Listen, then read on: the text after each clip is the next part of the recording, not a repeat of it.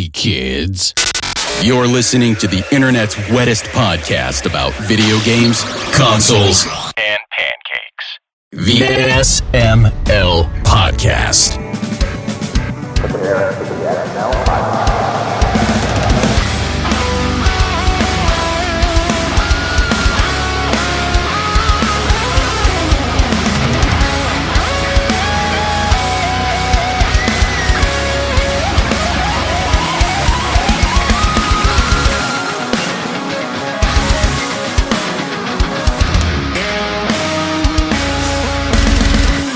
What's up, everybody? This is the SML Podcast. I'm your host, Joe. Aki and Bri are here. How are you two doing? Pretty good. Pretty good, still. Not still. This is our first recording of the day, Aki. Okay. You don't know how shows work and continuity works, Aki. No, I don't. Not even remotely. I don't attempt to know either. Bri, what I'd are we actually going to had do with that. her?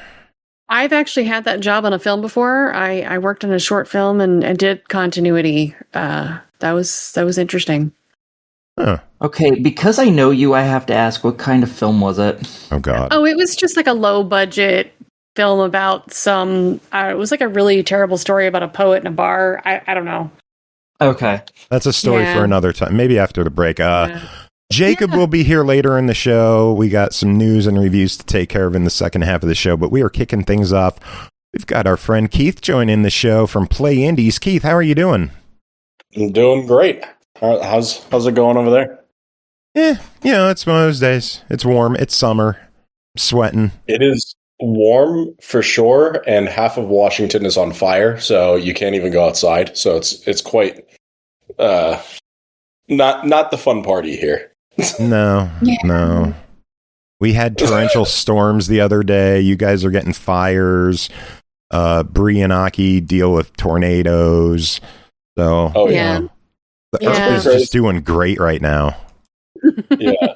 In the little city about an hour from my house, there was a news report that went out that said if you're outside for an hour, it's like smoking 6 cigarettes, which is just insane to think about. Holy shit. Air quality index at my house right now is 167. It's insane. So Yeah. So stay indoors. yeah. Playing Forever. video games. Which leads us into our next topic. You. Yeah, for the people who don't know who you are, give us the rundown of who you are and why you're joining us today. Yeah, I'll go through like a little resume job interview style. So, I come from just the video game community in general. I was a big Xbox fan growing up, and knew that I wanted to go into video game design for my career. So I went through a video game program in college, and ended up moving out to Seattle on a whim to try to land my first job in the industry, which ended up being at Xbox. I worked backwards compatibility for the Xbox One X and tested 700 games to make sure that they performed as good or better on the console than previous consoles. So it was one of those things that, like, what was that? I missed that program, backward compatibility. Yeah, it was a cool thing. I mean, I was the night shift. There was two shifts for that job, and there was a 8 to 4, and then we were 4 to 2 a.m. So I was the night shift doing that.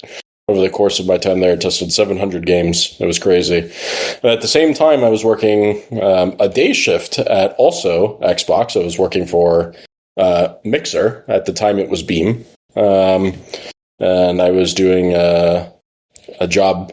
I was actually teaching people how to stream, but specifically for commercial purposes. So, like, basically, we were running a program where we had a channel that was essentially running 24/7 that would host pre-order slots for upcoming games. So I had to teach people how to like stream and sell pre-order slots and things like that. It was very interesting. And yeah, so did both of those jobs for a little while. Microsoft, a lot of Microsoft does things on contracts. So both of my contracts ended at the same time. And I just decided I'll try streaming myself. And yeah, I grew my own channel on Mixer and ended up being one of the top 10 streamers on Mixer for quite a while. Yeah. And then I took that and reached out to tinyBuild in their infancy and said, hey, you guys don't really do too much on social media. Do you want some help? And they said no. And then the next day they said yes. So then next day I went up, met them for lunch, and joined them to run all socials, community, content creator, like program stuff for tinyBuild. I did that for about 4 years. By the time I left there, I had been on 32 games. Wow. And I was a producer I was the like main producer for 3 games, and I had been a producer for like 8 or so. But the one that most proud of, the 3 that I was on, I'm very proud of. 2 of them are more well-known titles, which one of them was Totally Reliable Delivery Service. Awesome game. Loved that game, and I still work with the team, or well, at least one of the devs today. And the other one was Streets of Rogue. Okay. That game was so much fun, and now Streets of Rogue 2, I don't remember if it's out or if it's coming out, but solid game. But yeah, did that for quite a long time, and then hopped to a couple different studios since then. And then after that, where you guys know me from is I was community lead for ID at Xbox for a year and a half until just about 1 month ago, about 5 weeks ago, when Microsoft had their big layoff. And so, yeah, now I'm doing my own thing, which is why I'm here.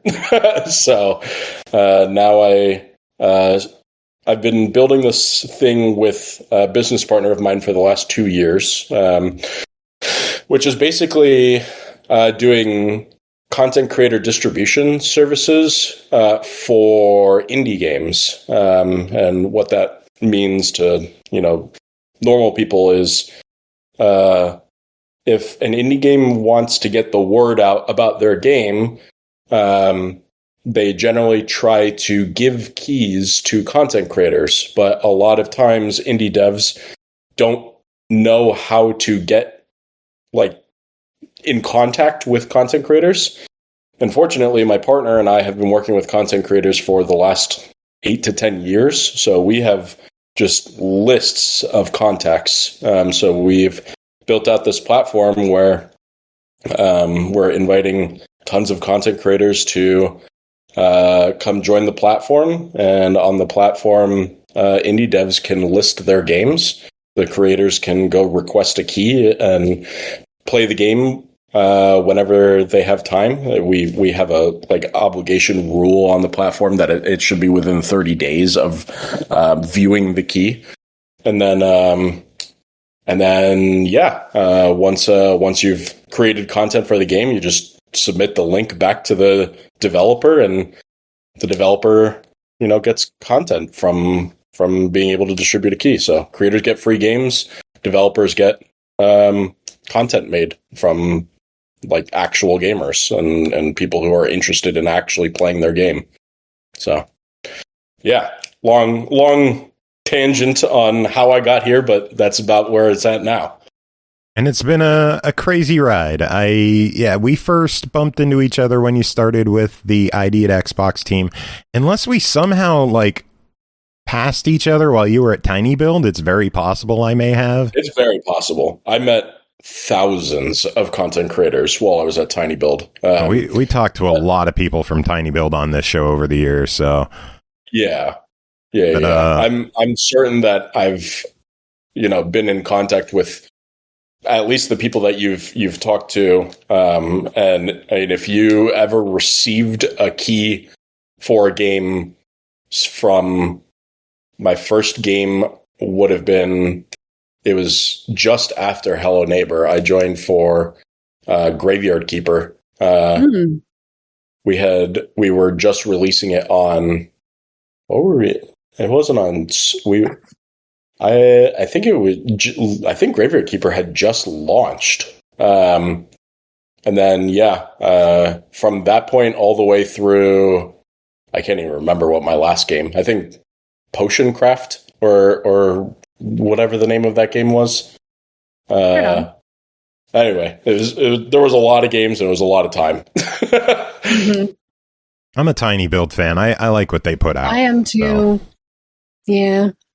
But yeah, we first started talking when you started with the ID team, and I gotta say, since the layoffs and since they let you go, kind of personal opinion, kind of turned to shit. There are no streams, there are no posts, There's nothing related to getting the word out about indie games, and you pushed so hard to make indie games seen on that platform, and it sucks that they got rid of someone so passionate about what they were doing. Yeah, I mean, my whole life revolves around indie games, so it really was, and because I grew up as an Xbox kid, it was just the perfect role for me. I occasionally talk to some of my previous colleagues, but I don't know, what's going on or anything like that. I'm hopeful that, those channels will start getting kicked back up again. I'm certain that, just there's so much figuring things out, post layoffs and all that. I doubt that it has anything to do with just not wanting to continue posts or anything like that. I really do think it's just trying to grab a hold of the wheel and just figure out things again. So, but they've been off the tracks for a while. Yeah, I mean, well, we definitely you can't tried. Say much, but we can. we definitely tried to make sure that as much word about indies and supporting our partners as much as possible was going out there. So, yeah. And that's what definitely drew me to your talk about PlayIndies. I was lucky enough to kind of test an early version of the site and look through it and be one of the early creators to sign up for it. We're going to be covering our first game from it later on in this show. Bri's going to be talking about I Eat Paintings. Which, nice. That was the first one that caught my eye when I saw the site go live. I'm like, I eat paintings when guards aren't. I want that one. Yeah, that was the perfect fit for us to start with. So yeah, that's awesome. Yeah, I mean, there's so many cool games. Being at ID at Xbox, I got to see a lot of games, obviously, as they were coming through the pipeline. So I got to see, games before their announcements and stuff like that, which was always really cool. And now I'm seeing, because obviously, a lot of games will come out on Steam first before they go to consoles. It's the natural process of game development. So now I'm seeing even more games that are in the pipeline because it's just devs wanting to market them and stuff. And so, yeah, I had never heard of I Eat Paintings. I mean, there's a whole bunch of really cool games that are starting to appear on the platform now. And it's pretty exciting to see. So, I'll definitely be taking a listen once this podcast comes out, so I can hear how I Eat Paintings went. So I'm eager to hear about that one too. I mean, what draws you to indies over, say, a AAA game? I think it really is just the passion. It turns less into let's make a game for profit, even though I'm not saying that AAA devs don't care about their game. They absolutely do. One of my favorite game series of all time is Halo. And so, Halo couldn't be any more of a AAA title. But there's just something special about 1 to 5, and even sometimes larger teams, but 1 to 5 developer teams making a game that just makes them happy, and just seeing like the creativity that comes out of that, you just get such like genuine desire to want to make their baby stronger, what makes it special. And it's where all the like incredibly unique ideas come out of play. Like anything from like Cult of the Lamb, very, very, it's still like a genre that you've seen before and you still see after, but like it's still inspired a whole new, like slew of games that wanted to make something similar, and even when you're mimicking a certain genre or play style, you can still make it so different. And then you get like stuff that comes out of nowhere. Like obviously Mecha Chameleon is huge, and you're talking about two devs out of Japan that like came out of nowhere and goes ahead and makes what they make, the like viral 60 game, $60 million or something like that. It's just crazy. And like my favorite game of all time right now, which is crazy, is Expedition 33. Technically an indie game, even though larger team. And it's even more wild to say that it's my favorite game right now because I don't like JRPGs, but really? the story. It's just not the combat style that I enjoy. I'm not.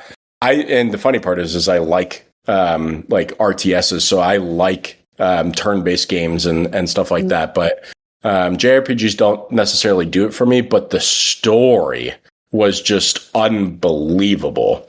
Best story of a game I've ever experienced.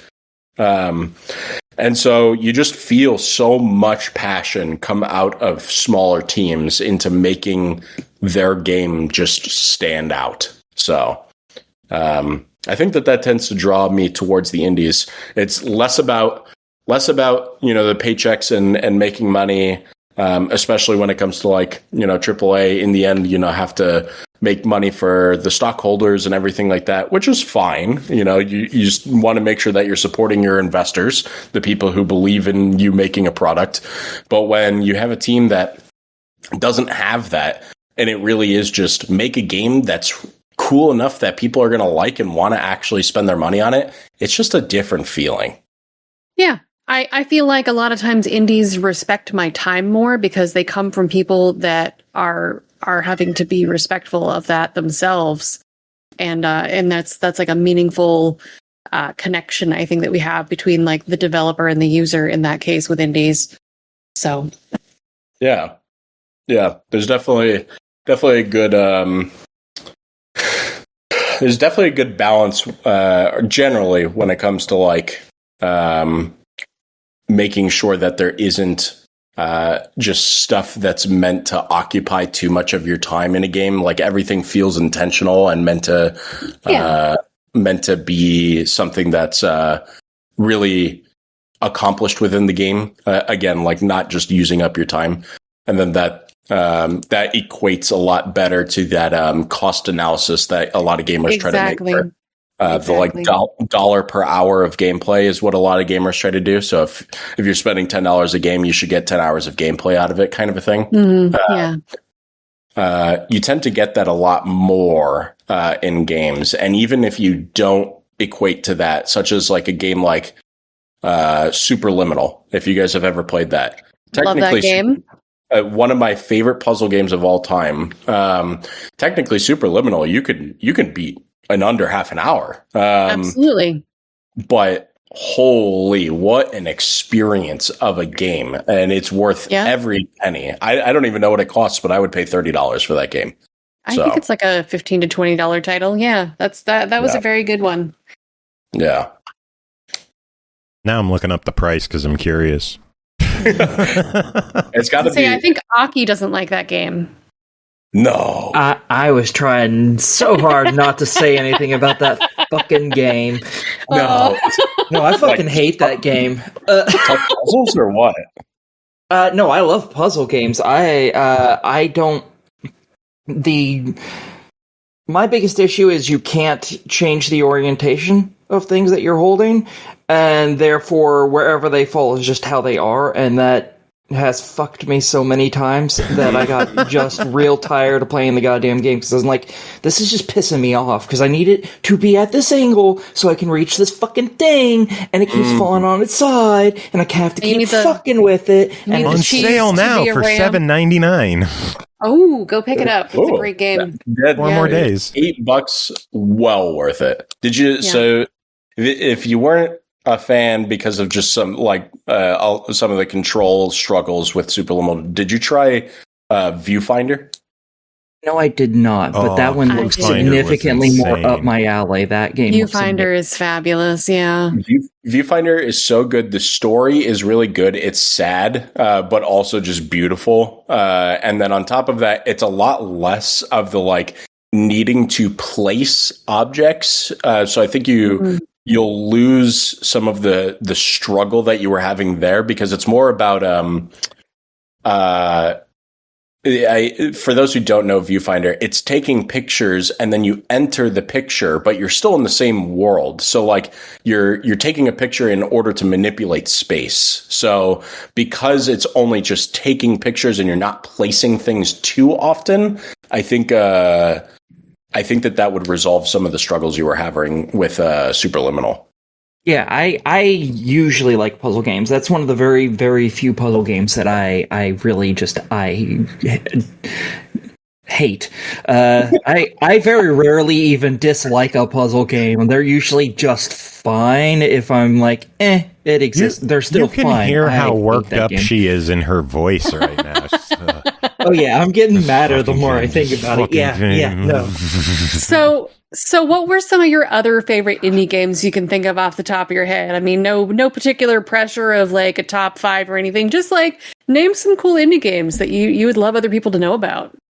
Yeah, well, I mean, so some of my most favorite ones are tend to be some of the more popular ones. Everyone loves Limbo, but my favorite one in the series is actually Inside. If you haven't played Inside, oh my god. That was my favorite game until Expedition 33 came out. Nice. Inside is just a beautiful game. I very much enjoy puzzles. I have a great time just exploring just areas, or it's less about the puzzle and just seeing how the puzzle affects the world and what else you can discover within the world. I really got one for you. Okay. Have you played Chroma Zero? No, but I think I know the name.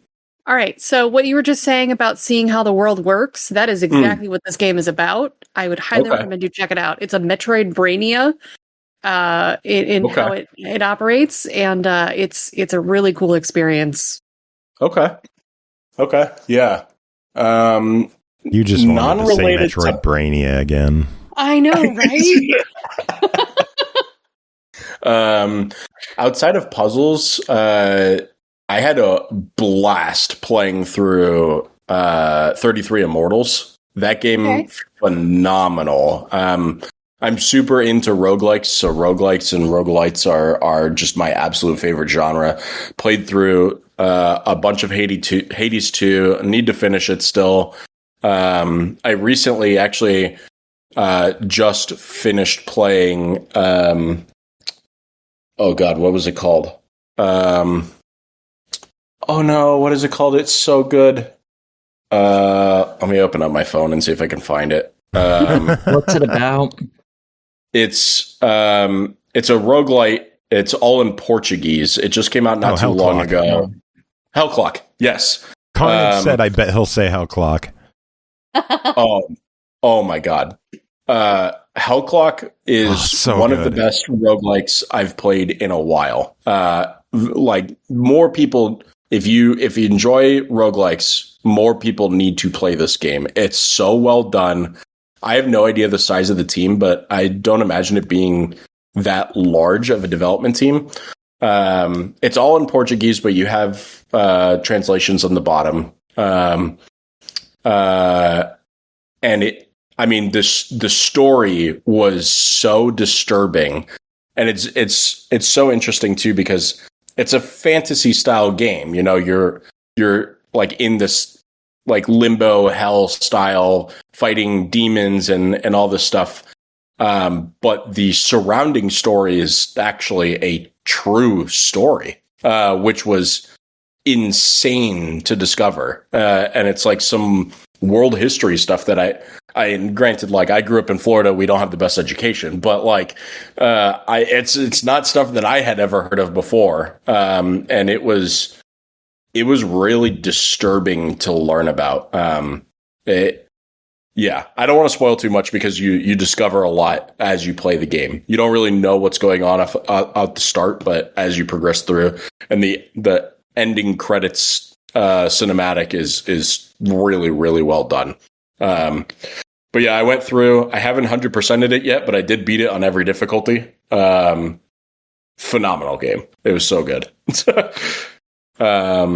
Yeah, so I like my roguelikes and my roguelites. And then the other category that I love the most is card games. So Inscription is the best card game that I've ever played. Oh my gosh. Yeah. So I don't typically like card games of that style, but Inscription was fantastic. And I'm actually a fan of like Mullen's games in general now. I've like gone over to the Steam side of things to play the stuff that hasn't come over to console, just because his games are so like weird and wild. And yeah. For those who probably have heard of Inscription, but might not have played it, it goes way beyond what you initially see. The story is for a card game, the story is so good. It's unbelievable. But yeah, I love my card games. Played a lot of Black Jacket that just came out not too long ago. Mm-hmm. Very similar to games like Inscription or Ring of Pain or things like that. Highly recommend. Inscription's older, but definitely recommend playing it if you haven't, and you can probably get it on the cheap. So let's steer the conversation back to PlayIndies for a bit. Yeah. Imagine I'm a new content creator and I want to get involved in the site. What's it about? What do I do? Yeah. So basically how PlayIndies works is, if you are literally a brand new content creator, we do have some minimal requirements to be able to join. It's not like specific numbers, but what we look for is we have an application process. So you go to PlayIndies.com and you sign up as a creator, and we are basically looking for content creators that are either established, have a following and people who are streaming consistently or creating YouTube videos. And we're very soon expanding into written media. So if you're like IGN or any written media, it doesn't matter. You could sign up and just do written based content on Indies. But basically, you come to the platform right now. In order to sign up, you have to link your Twitch or your YouTube account to the platform. And then that would basically just tie your PlayIndies account to your Twitch or your YouTube account.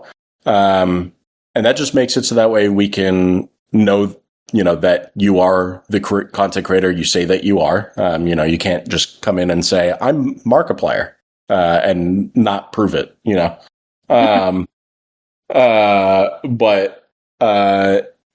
just coming through and you go through the platform, see which indies are interesting for you. We have the ability for developers to list their games from mobile games to consoles to VR and PC. If you make specific content only on Nintendo Switch, there's going to be indies for you to be able to request Switch codes for. So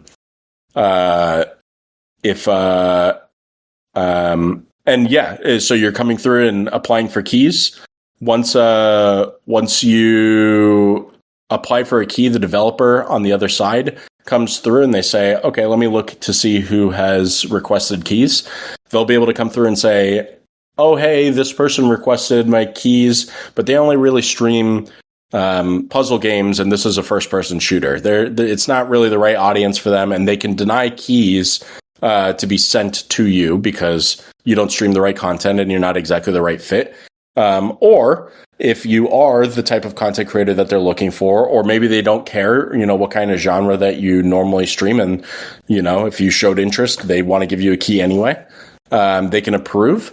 You then get a message in your inbox saying that you were approved for a key, and you'll be able to view the key, at which point you have 30 days to create content. So you'll either make your YouTube video or stream your game. Once you've done that, you can just link the VOD or the YouTube video in the key redemption location and it gets sent back to the developer. And then you can go on and request more keys. As you keep doing that throughout the platform, we have like our own internal ranking system. So the more you utilize the platform, the higher PlayIndies rank you gain.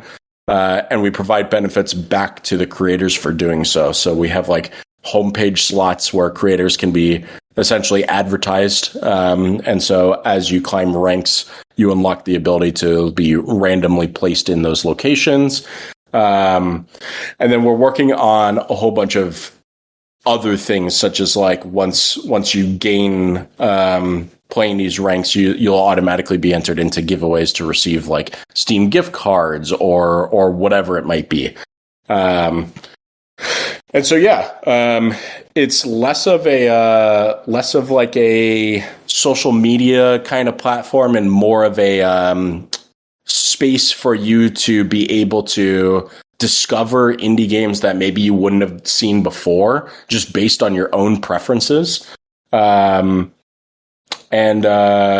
really just support indie devs as much as possible. And in the upcoming future, right now we're in our soft launch period, so there are plenty of bugs, and we're fixing them on a daily basis. We tend to put out an update generally every 2 days, fixing as many bugs as we can that are supplied by creators and developers in our site feedback channel on Discord. And then once we're also building a version of the site that will scale up and down all the way to mobile, because right now the site is only viewable on full screen desktop.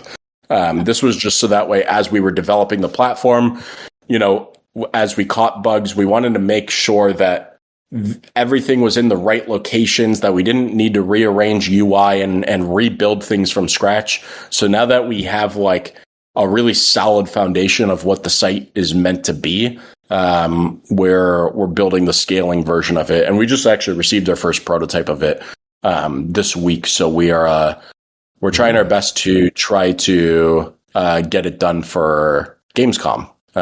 Might come a little bit after. Maybe it'll arrive in time. We'll see.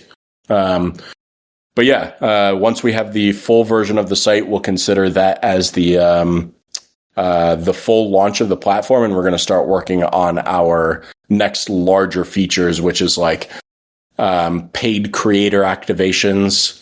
We're looking at the potential of doing like the old like Twitch bounty system kind of deal. So if you basically, a developer will say, hey, we want to pay like, let's say $10,000 to content creators for playing our game, kind of a thing. And then basically creators will be able to go request or redeem a key, stream or make a YouTube video on the game, and then get paid out based on the content that they make. So whatever the boundaries are that are set by the developer.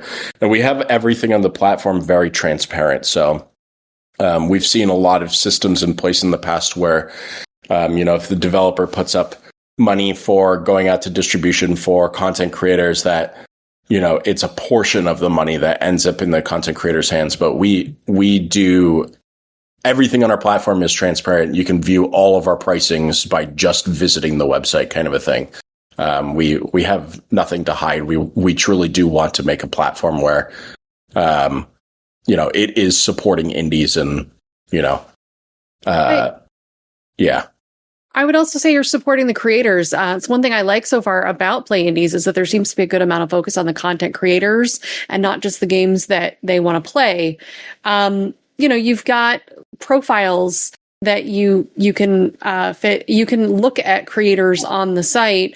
So if you are a developer coming in to try and find people, that's very upfront and accessible. But it's also something like I'm looking at as a creator to find fellow creators to possibly collaborate with, who are also interested in indies. Because I don't necessarily in my own friend group say have people to play, Mecha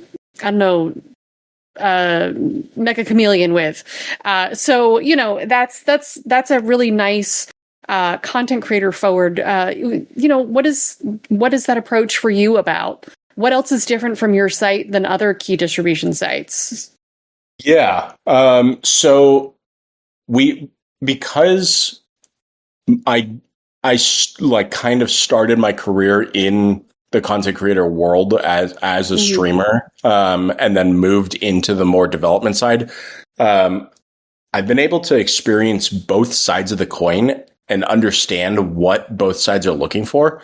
So being able to support the creators, a lot of these platforms tend to, mention, we have this many content creators that you can distribute your keys out to, but the developers don't actually know who they are, or if they're active or anything like that. And so it's just kind of like this void that you're distributing keys out to, and we wanted transparency the entire way through. So as a developer, when you are distributing keys out, you can see every single content creator that's requesting a key, inspect them, go to their channel, everything before you even distribute out a key. And then once the content creator is approved for the key, both parties have the ability to message each other. So if the content creators, puts in a request for a key and says, hey, I'm requesting a key, but I'd really like to do a podcast with you talking about the development of your game. The developer can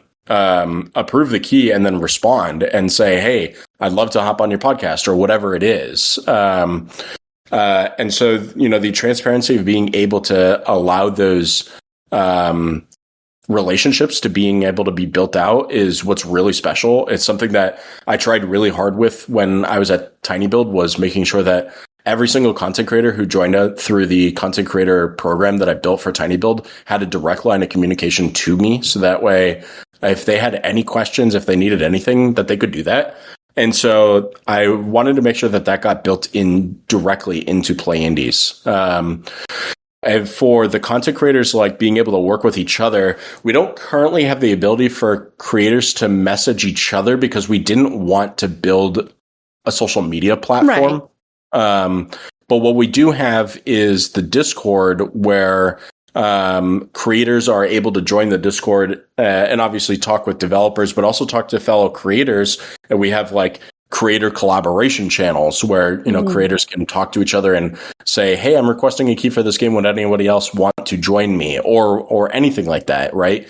And then, like you said, if there's creators on the platform that you're going through and you're searching, based on people who have similar genre tastes or anything like that, you'd be able to just easily find them within the creator database. It's open to see, or, the creator, we also got feedback that creators don't necessarily want to have their public or their profile public to everyone, so they can toggle that off in the settings as well.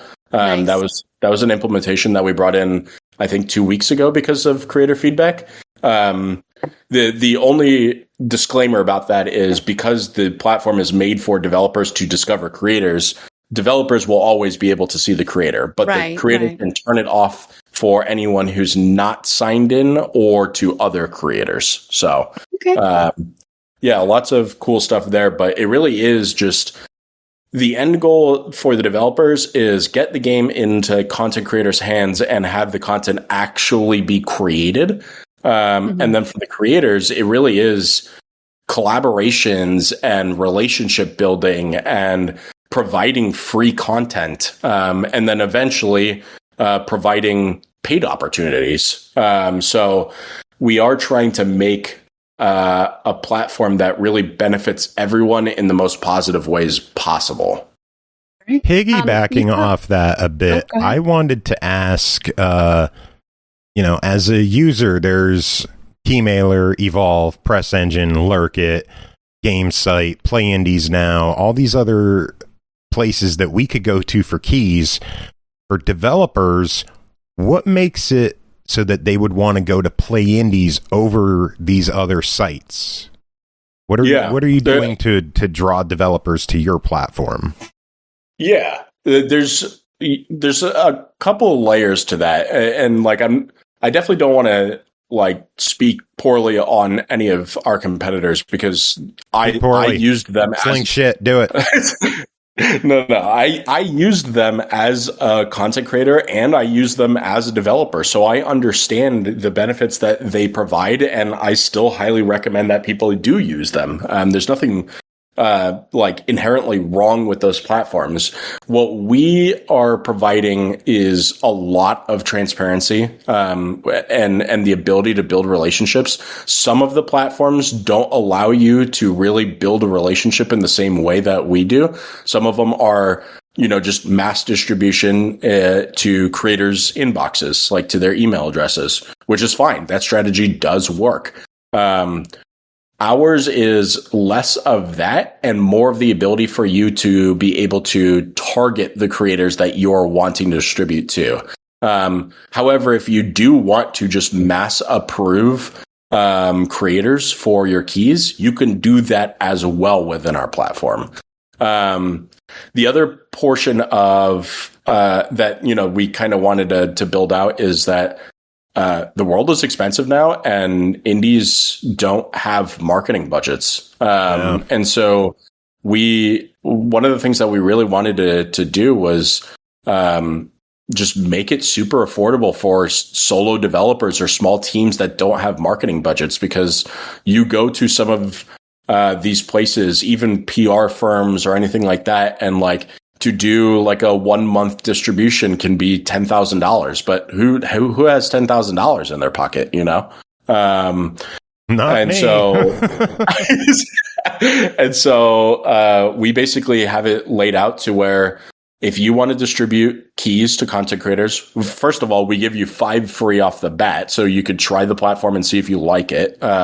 You don't have to pay a dime to get onto the platform and distribute your first 5 keys.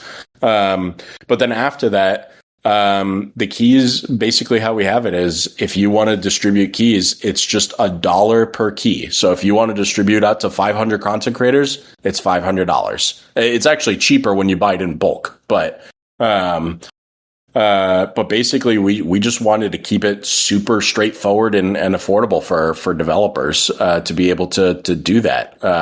We're not trying to make a lot of money off of single developers or anything like that. Make a $10,000 deal or something like that. It really is, everyone is able to use this based on how much money you are wanting to spend. If you only have $100 this month to distribute keys out to content creators, you could get it in the hands of 100 content creators that you specifically want to send it to. Meaning it's not just a mass distribution to inboxes. These are content creators that want to play your game, and you are manually saying yes or no. You know what I mean? It's a little different than I'm giving you $100. I want you to put it in the inbox of 100 content creators. You don't know if they're going to do it. If they're going to play the game. You don't know if they're even interested in your game. And on ours, it's, these people are interested in your game because they requested it. I think sending a key is my least favorite way of being approached about a game. If you want me to see your game, talk to me first. Don't just send me a key right away, because then I feel like I'm obligated to do something, even though I don't know who the fuck you are. So I like when people just send frustrating for me too. Hey, this is our game. If you want to claim it, it's on Press Engine now. Click the button if you want it. Otherwise, you can reject it. That's what I like. Mhm. Yeah, we actually have like based on that specific comment of like we just receiving a key in your inbox isn't preferred, and you'd rather the developer reach out to you.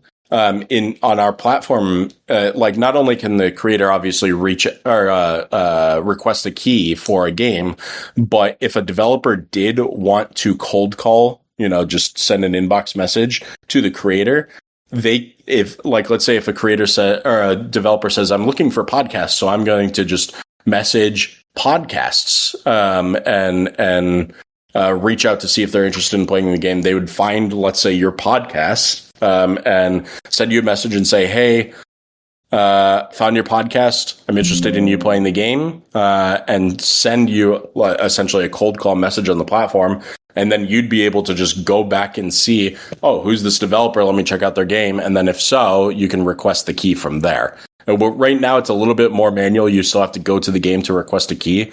But we're implementing a process right now, which is if a developer did do a cold call within the inbox message, it'll provide you a button to just request a key or to visit the game directly from the inbox. So we're trying to streamline it even further than it already is. So. Gotcha. So you've talked a little bit about it already, but what are your plans for protections for vetting content creators to minimize fraud, like key reselling and the like? Are you going to do like creator recertifications in the future or anything like that? So yeah, basically how the platform is meant, because it's individual requests and things like that. The developer can see who they're sending a key to, right? Now on our side, when we get an application to join PlayIndies as a content creator, when we get an application, we actually go through and check every single content creator. So we're about to hit our 800th content creator joining the platform, probably today. And what we do is the application comes in, we check to see who they are as a content creator, and make sure that they're not a bad person spewing hate online, because we're very pro humanity, human rights, and making sure that people aren't bad people. And so we check for not only that stuff, but we also check to see your last 30 and your last 90 days of either your streaming or your YouTube content, to make sure that, one, you actually are playing indie games. Because if you only play, let's say, League of Legends, and that's the only game you ever play, you're not an indie content creator, and like, what's the chances that you're actually going to play the game on the platform?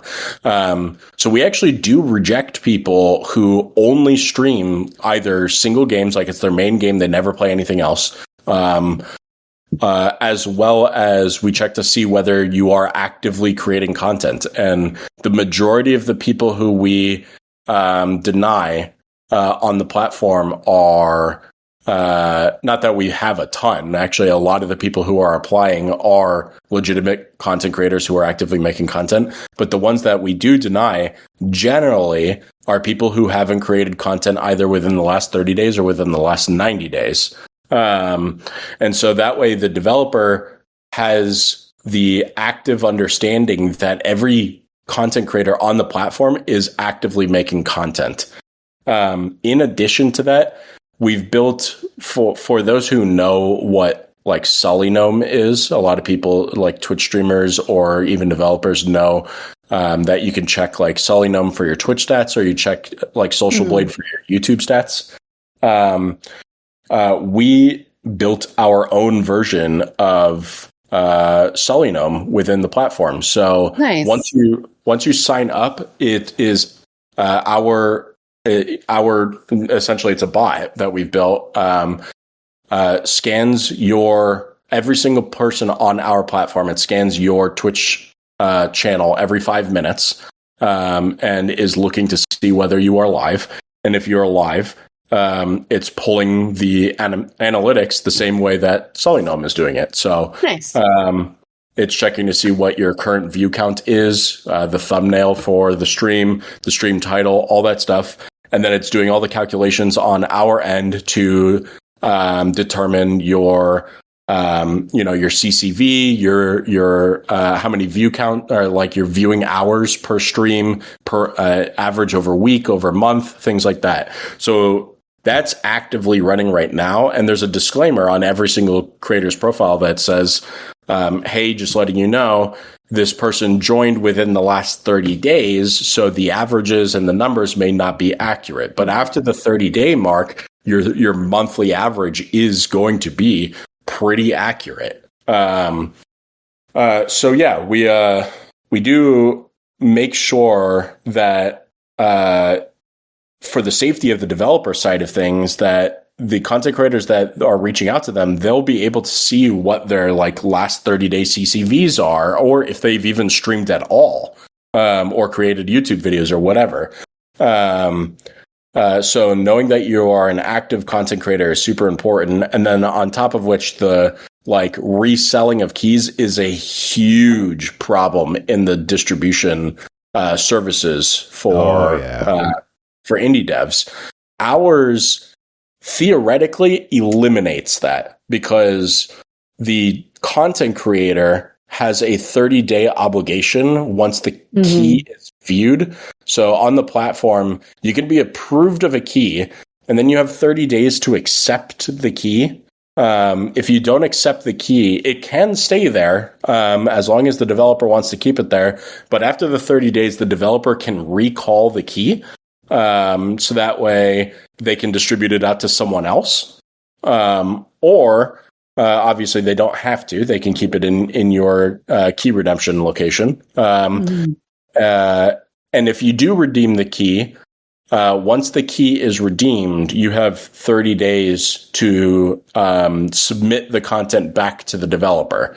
If you don't submit the content back to the developer, you receive a strike on your profile, which at that point, all developers will be able to see that you did not complete the campaign, and therefore, you theoretically you're high risk. Yeah, you're less trusted of a content creator at that point. So, and then after 2 or 3 strikes, whatever, when it comes down to it, we'll have to determine, like, okay, this person is too much of a risk. We're going to have to remove them from the platform. So, right. And we have the ability to just toggle the current active status of creators on the platform, and have them on hold where they can't request keys. But it gives us an opportunity to talk to them, or we can just straight up toggle them to be banned from the platform, and they can't utilize the platform any longer. So the developers will have the reassurance that any key distributions should very much be legitimate key requests. So I know we've been chatting for a while. Is there anything that you wanted to talk about that we didn't bring up? Oh man, I don't know. We really are just trying to spread the word as much as possible. This is a passion project that I haven't really talked much about my partner. My partner, her name is Kate. She actually lives over in Australia. So her and I actually work pretty opposite hours, which makes it really nice. Means that, while she's working on that side of the world, creators who are having problems, in the middle of the night for me, because I'm in Seattle, still have the support, or developers as well, still have the support from her.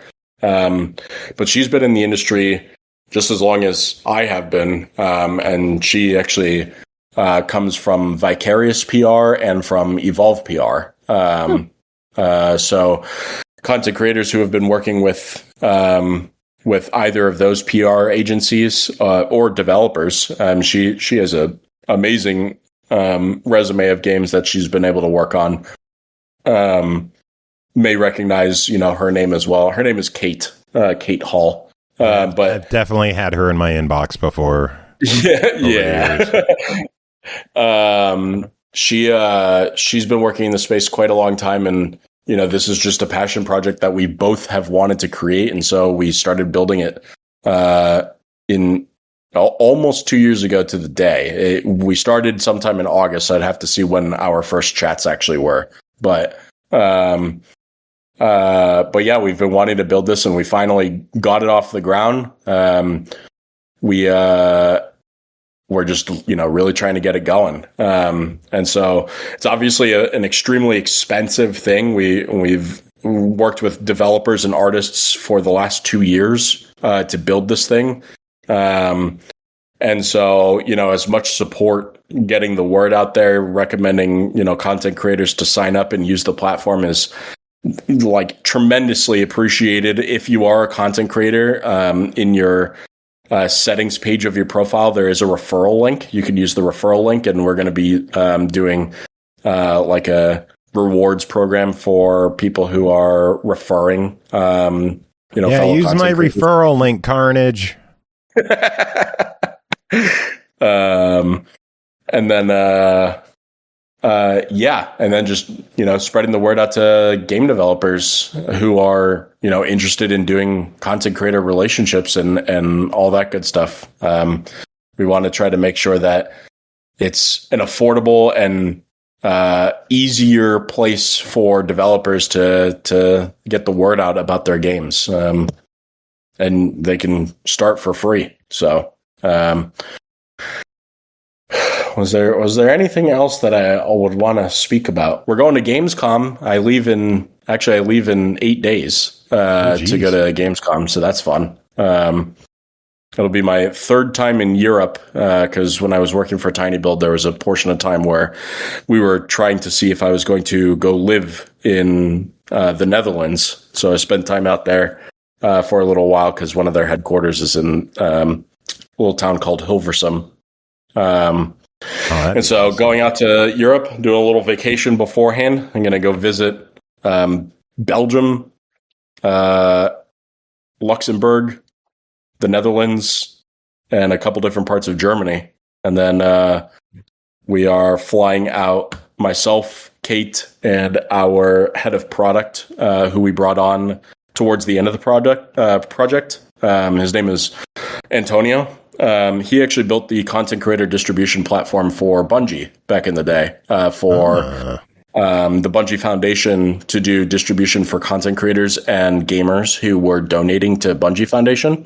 And when you would receive emblems or whatever would be received for your donation, he helped build the platform for doing the distributions for that. So he was kind of a perfect fit for PlayIndies. So the three of us are going out there to try to talk to as many indie developers as possible.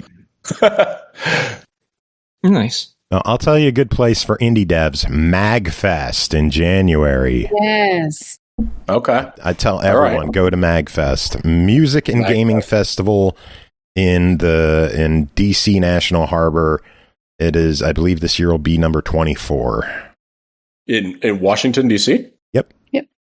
Oh, interesting. Okay. Yep. And I have never missed one, and I love it. Yes. Magfest.org. You'd be surprised. Past couple of years have been pretty good. Okay. I just know that sometimes I would go to PAX East and there'd be snow. So. Well, PAX East is also in Boston. That's a little bit it's further not up that north. Far. It's not that far. DC to Boston? That's far enough, man. For weather, that's definitely far enough to matter. All right. Well. Yeah, look into MagFest. When tickets go on sale, I'll let you know. Maybe you could look into getting your crew out there. And they have a big indie game section there. Lots of indies there that I'm always bugging them to get into the ID program. Nice. Okay. Yeah, we'll definitely have to take a look. Yeah, our convention season is generally PAX East. If we can do things with E3, period of time. So now Summer Game Fest and all the other shows that are appearing during that time period. And then this will be our first Gamescom. We do PAX West. We do PAX Australia because she's there. there's another convention that goes on called GCAP, which is essentially GDC for the eastern side of the world. And then I do GDC on this side of the world. And then we are probably going to skip Tokyo Game Show this year and try to do Tokyo Game Show next year. So I want to go to Japan one day. It's so much fun. SML in Japan. Let's do it. Live show. What do you think, everyone? I'll fly out there. Aki, do you have any final questions you want to ask? No, I'm a derp. I'm good. She knows her place. Bri. I do. Let me get back to my notes here. So indies are an accessible way for new streamers to get some cool content to show. As someone who's worked on both sides of the industry, do you have any advice for newer creators who are looking to get into showcasing and reviewing games? Relationship building. It's how when I got started content creating, so I became a larger content creator just based on playing indie games alone. My entire stream was about playing indies, and especially playing indies with people. So any multiplayer games, I would try to play multiplayer games with people, but then also just showcasing stories and things like that. But building relationships with developers was unbelievably important to the growth of my channel and eventually the growth of my career. The reason why I had a relationship with tinyBuild in the first place was because I met them at I think it was a PAX East, and became friends with their marketing person who what ended up being, my colleague after a while, but ended up becoming friends with her to be able to just request keys for either giveaways or for creating extra content or things like that. And that relationship allowed me to be able to speak with even more developers that they were friends with, or of games that they were working on over time, because tinyBuild is a publisher, so they were releasing about a game per month at the time. So always had new content down the pipeline. So being able to just reach out to developers and say, hey, I'm interested in playing your game, kind of a thing.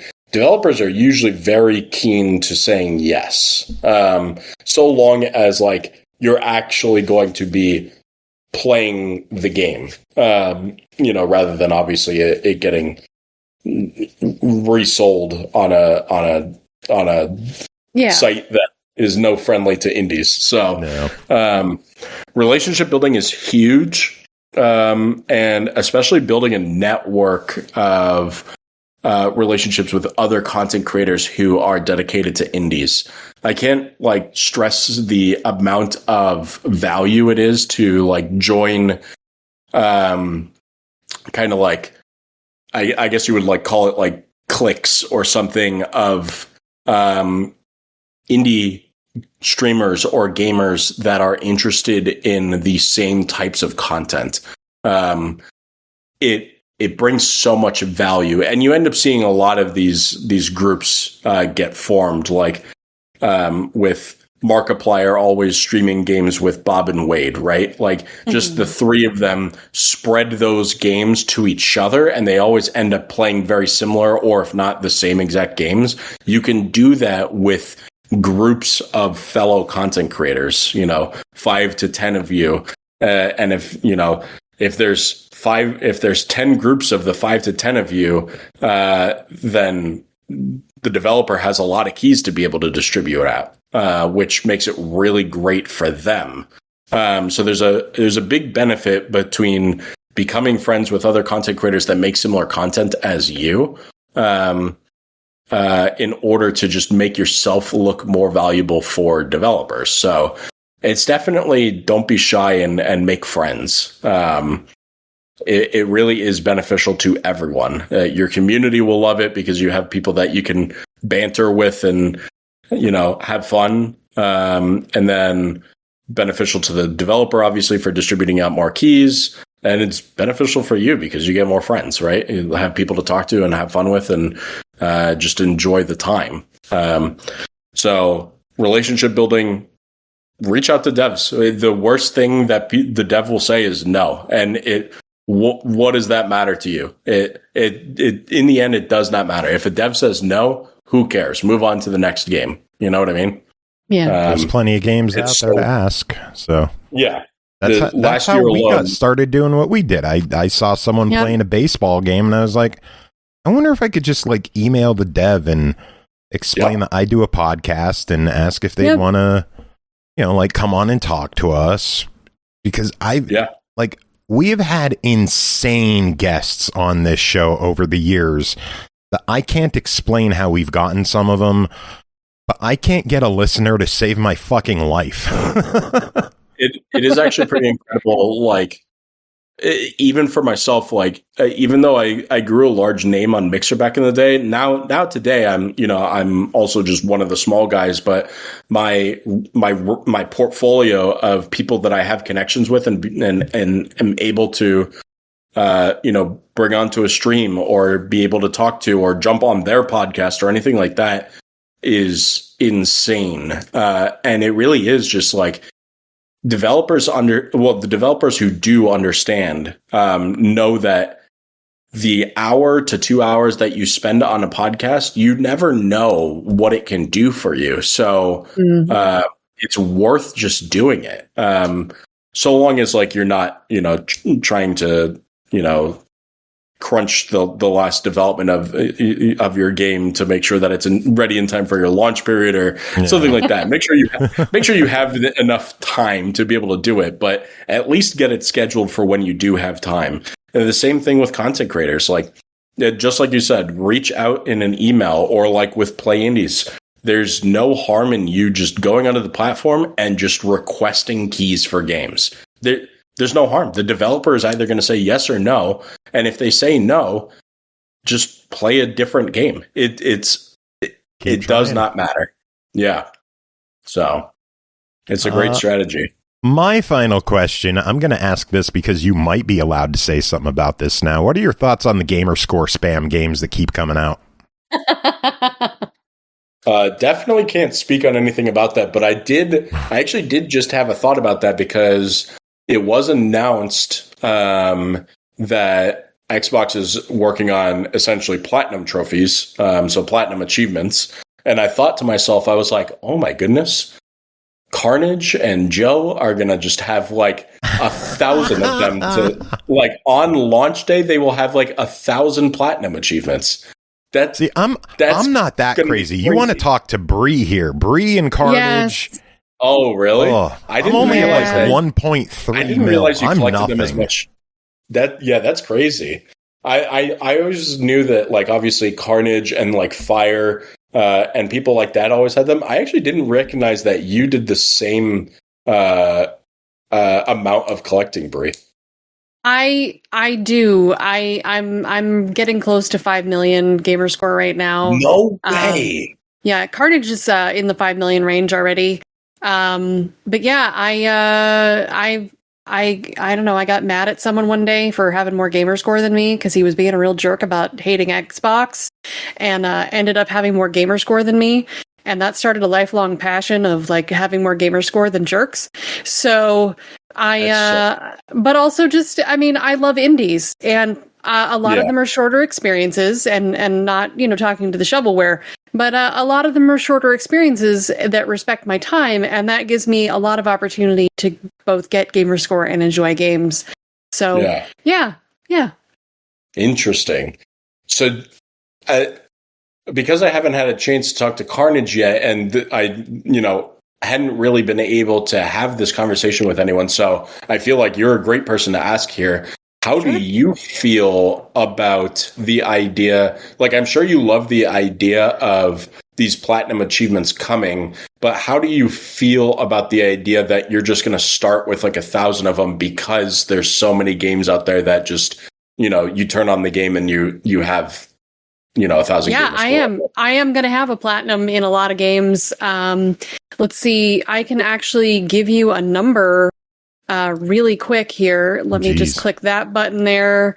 Because according to that one tracking site, I have, 2,348 completed games. That includes owned DLC of the 4,090 games that I have popped an achievement in on the site. So I will start out with a lot of those when they do show up, and that's pretty cool. And that gives me incentive to get more. Okay, so you see it in the way that the exact opposite way that I thought you were going to see it. Because I thought the people who do achievement collecting and recognize that there's a lot of these like achievement bloat games. There are. I thought it would make these platinum achievements feel less special because you're going to start out the day that they launch, you're going to have 2,500 of them. So I think that knowing that there's an added value to completing a game over getting just a Gamerscore number, because that's something I'm stepping back from. I've actually already stepped back and I'm going towards completions. I'm going through my backlog and going back to games I started and trying to actually hunt those completions. That is my new goal. So that platinum system is actually of extra value to me right now to encourage me to get through that backlog and ignore. I mean, it's going to be the same trade-off, I guess, of like getting quick points, getting the dopamine hit, getting the quick completion, platinum trophy, whatever, that is going to happen with some of those shovelware type games. But I think it's going to more incentivize me to go back towards those bigger completions, those more important completions that, I started that game that was a longer, bigger, more in-depth, more challenging game. That's a bigger incentive for me to go back to those. Okay. Interesting. Yeah. The way that I kind of saw it, it was more of the way of like, because I will already have so many of them, it doesn't matter so much to me anymore in comparison to the smaller guy who, might have like 3 on the day that it launches. And now it's like, oh, I want to try to get to 10. You know what I mean? Yeah, but it's also, I have a massive collection of games, having been a streamer for 9-10 years now, that I have been doing all these showcases and reviews and that sort of thing. And sometimes just the cycle of reviews and showcases, I don't always get to complete the games. Now I'm going back to play some of these really awesome games I enjoyed. And I still get to get those dopamine hits. That's fun. Yeah. Okay. Yeah. No, I like it. I'm honestly glad that it's a positive thing for you and it wasn't going to end up the way that I thought it was going to be. That definitely makes me happy because I thought that a lot of people were going to be like, it's been so long, I don't care anymore. That's me. So, I don't care about platinums. Like I have so many achievement points. I've played so many games. I don't need another number to keep track of. Yeah. Like it's just another number to me. I would rather, it just gives me I would rather see more control over achievements than more achievements. Yes, which, like, there's apparently some of that coming. I don't want 499 games with 5,000 achievement score. That's fucking stupid. I want Forza Horizon with 5,000 achievements. And that's only sitting at 1,000, but of course DLC will fix that. But yeah, I would rather see more control over achievements than additions to achievements. Do you think that would be something that they would retroactively fix? Meaning like these 499 games, they would reverse the amount of achievement points that you gain out of them? I don't think so because they're already out and they're done. I was going to say, because then it would nerf the people who have 5 million gamer score. They would get like reverted down and then that would just be a super feel bad. I think by the Carnage would be nature down to of like the 14 system, gamer score. yeah, I think by the nature of the system, they couldn't do that by the rules that they've already set up. But I think changing things like how you get them. An example is Sea of Thieves had some achievements that they made they nerfed essentially. Doing the arena achievements, you can no longer get them because they sunset that part of the game. I remember.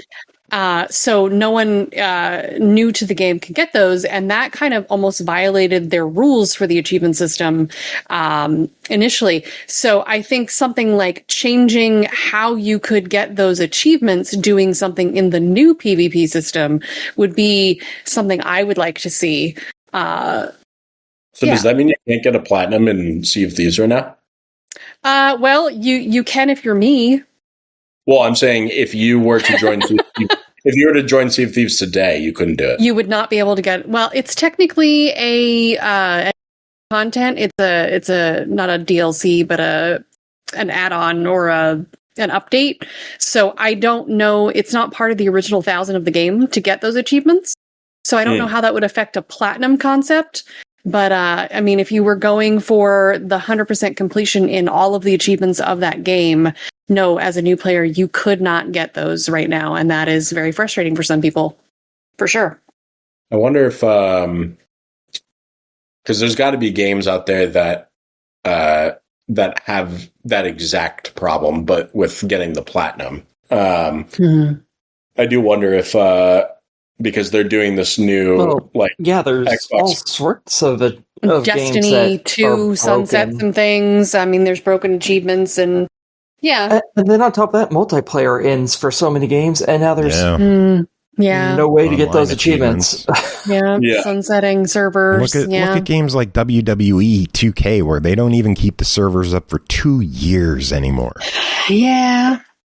Same with NBA I do wonder 2K. It's just gross how quick they sunset them. There might be an opportunity because they're doing the new like Xbox feedback thing. That came out, I think, like literally right after I got hit by the layoff. So I haven't looked too much into it to know exactly how it works. But there's that new like feedback thing that you can submit to. I do wonder, like once platinum achievements come out, if there will be an opportunity for people to report that achievements cannot be gained in specific games. So that way, Xbox can maybe implement a system where if an achievement is literally like soft locked or even hard locked, that the achievement for that game, that specific achievement, would be unlocked for anyone who owns the title. You know what I mean? So it'd be I would love that, because I would actually go out and buy some older games that I was like, you can't complete this, so I'm not interested in buying it. Because I'm not one of those people who are like, for 15 years now, so I don't know if they'll ever get around to fixing that stuff. I'm not like super. I don't care about like my gamer score, but I do really care about like having 100% completion in my games. If I can't get all the achievements or something, I don't want to fucking play it because it's just gonna piss me off. So like, I love the Styx games. One of them has a broken achievement. I refuse to buy it, and it's like, if they fix that, I would so quickly buy that fucking game because I fucking love those games. Interesting. So, yeah, if Xbox made it to where it would be like, okay, this achievement is broke piece of shit, it just unlocks for everybody, I'd be so fucking stoked. And I think there's got to be a statute of limitations in that. Like, you've got to give a developer a reasonable amount of time to respond to fix a problem, but there's also got to be accountability on Xbox's side to uphold the kind of tenets of their system in the first place. And that's not necessarily something that we've seen on, this side of the line that is happening. But, if they give them 30 days, 60 days or something else to fix it, and then if the developers respond that they can't fix it, well, then sure, go that route. But, I'd like to see more accountability to the developers to try and fix those problems. It's definitely an interesting concept. I could imagine it potentially being implemented because The only problem with it is it's a little bit of manual work in the sense and of they really hate doing that. Hey, well, it's more of like the problem of that it stacks. You know, like when you have individual problems, individual solutions are very possible. But when you have a solution to a problem that comes through, but every time the solution needs to be made, it requires multiple hands to be shook in order for it to happen. Yeah. That manual work stacks really fast. And so that's the problem, is like you run into some of this. So it's like, I do wonder if there's a way to be able to automate some of this where like enough player reports of that the bug is actually preventing an achievement to unlock, and then it automatically sends an email to the developer reporting this problem. If some of these automations can come into play, then that's great. But yeah, when you have to like go into a state of like, you know, an account manager reaching out to the developer and trying to talk to someone about whether they can put out a patch and stuff like that. When you have to do that for, you know, potentially thousands of games, that's a lot of time. So you do need some solutions to come into play where just because you're implementing a fix to something, it doesn't cause an unbelievable increase in the amount of work that needs to be done. Things still have to be managed correctly. So, and there is an entire community on Discord. There's a server dedicated to hunting, not just hunting down these broken achievements and contacting developers, publishers to get them fixed, but they are actually, some of them are former developers or current developers that find their way into code and will work with these developers to try and get these broken achievements fixed. And some people are just not responsive to that, and that's where that accountability comes into play that I wish we could see from Xbox. And I get what you're saying about the stack of work that becomes. But yeah, I mean, they do have the problem getting a category in there that allows for achievement bugs to be reported would be fantastic. And automating that would be fantastic. Yeah, it's definitely interesting. It's a cool concept. And I'm sure that, you know, it does seem like there is a lot of work being put into fixing community requests. Like I just saw the one that came out this week of voice chats and like party chats and game chats are now included within clips. Yes. Yeah. You know, and that's toggleable. You can turn that off or you can turn it on, which is great. I'm sure that that's been a community request for many years now. And so hopefully as, you know, some of these things come into play and like attention coming to platinum achievements, you know, maybe that's going to bring more eyes to, you know, how some achievement systems are broken and they can be improved. I'd be interested to see how things continue to expand from there. I do, you know, even though I'm part of this massive layoff that's happening, it doesn't mean that I've fallen out of love with the Xbox brand. I may not agree with, you know, some of the leadership's decisions that are happening. But, you know, I think that that's in everyone's right to be able to not agree there, especially as, you know, we're seeing layoffs across the industry as a whole. Like, it's not just Xbox, it's every major company is laying off people, and it's such a shame. So I think even though it's okay to be angry at the decisions that are being made across the board, I still want to see the product improve. So I'm hopeful to see if, you know, like as these more community focused updates are coming out, that they continue to listen. So, yeah. Well, I hate to do this, but we're going to lay you off again. We have more show we got to take care of. No worries. Keith, it has been awesome having you on chatting. For the people who want to keep up to date with you, where can people keep in touch with you and what you're doing?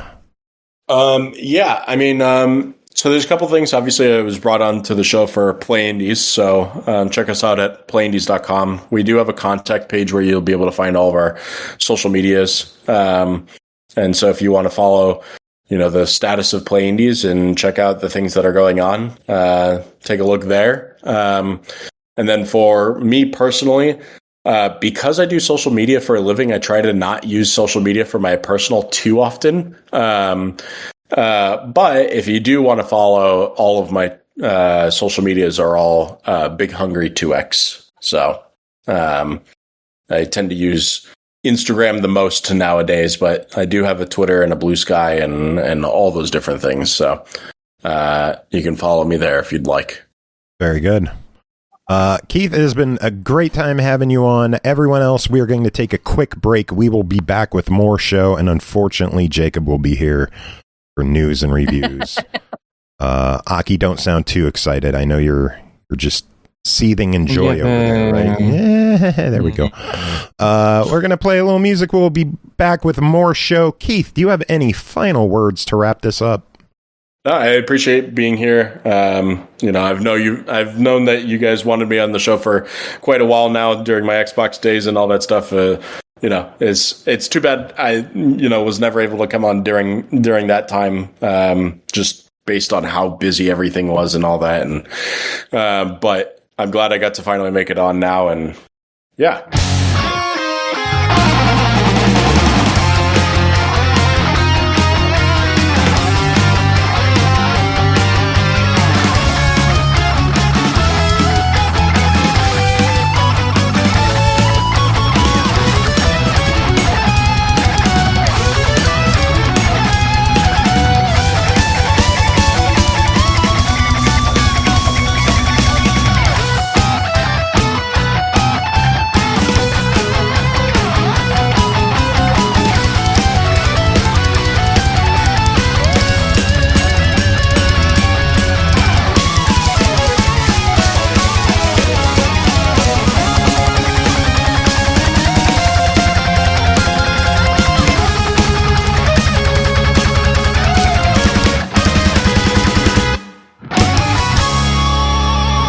Welcome back, everyone. Thanks for sticking around. Another huge thanks to Keith Muelas for coming on, chatting with us about PlayIndies and Xbox and all that other fun stuff.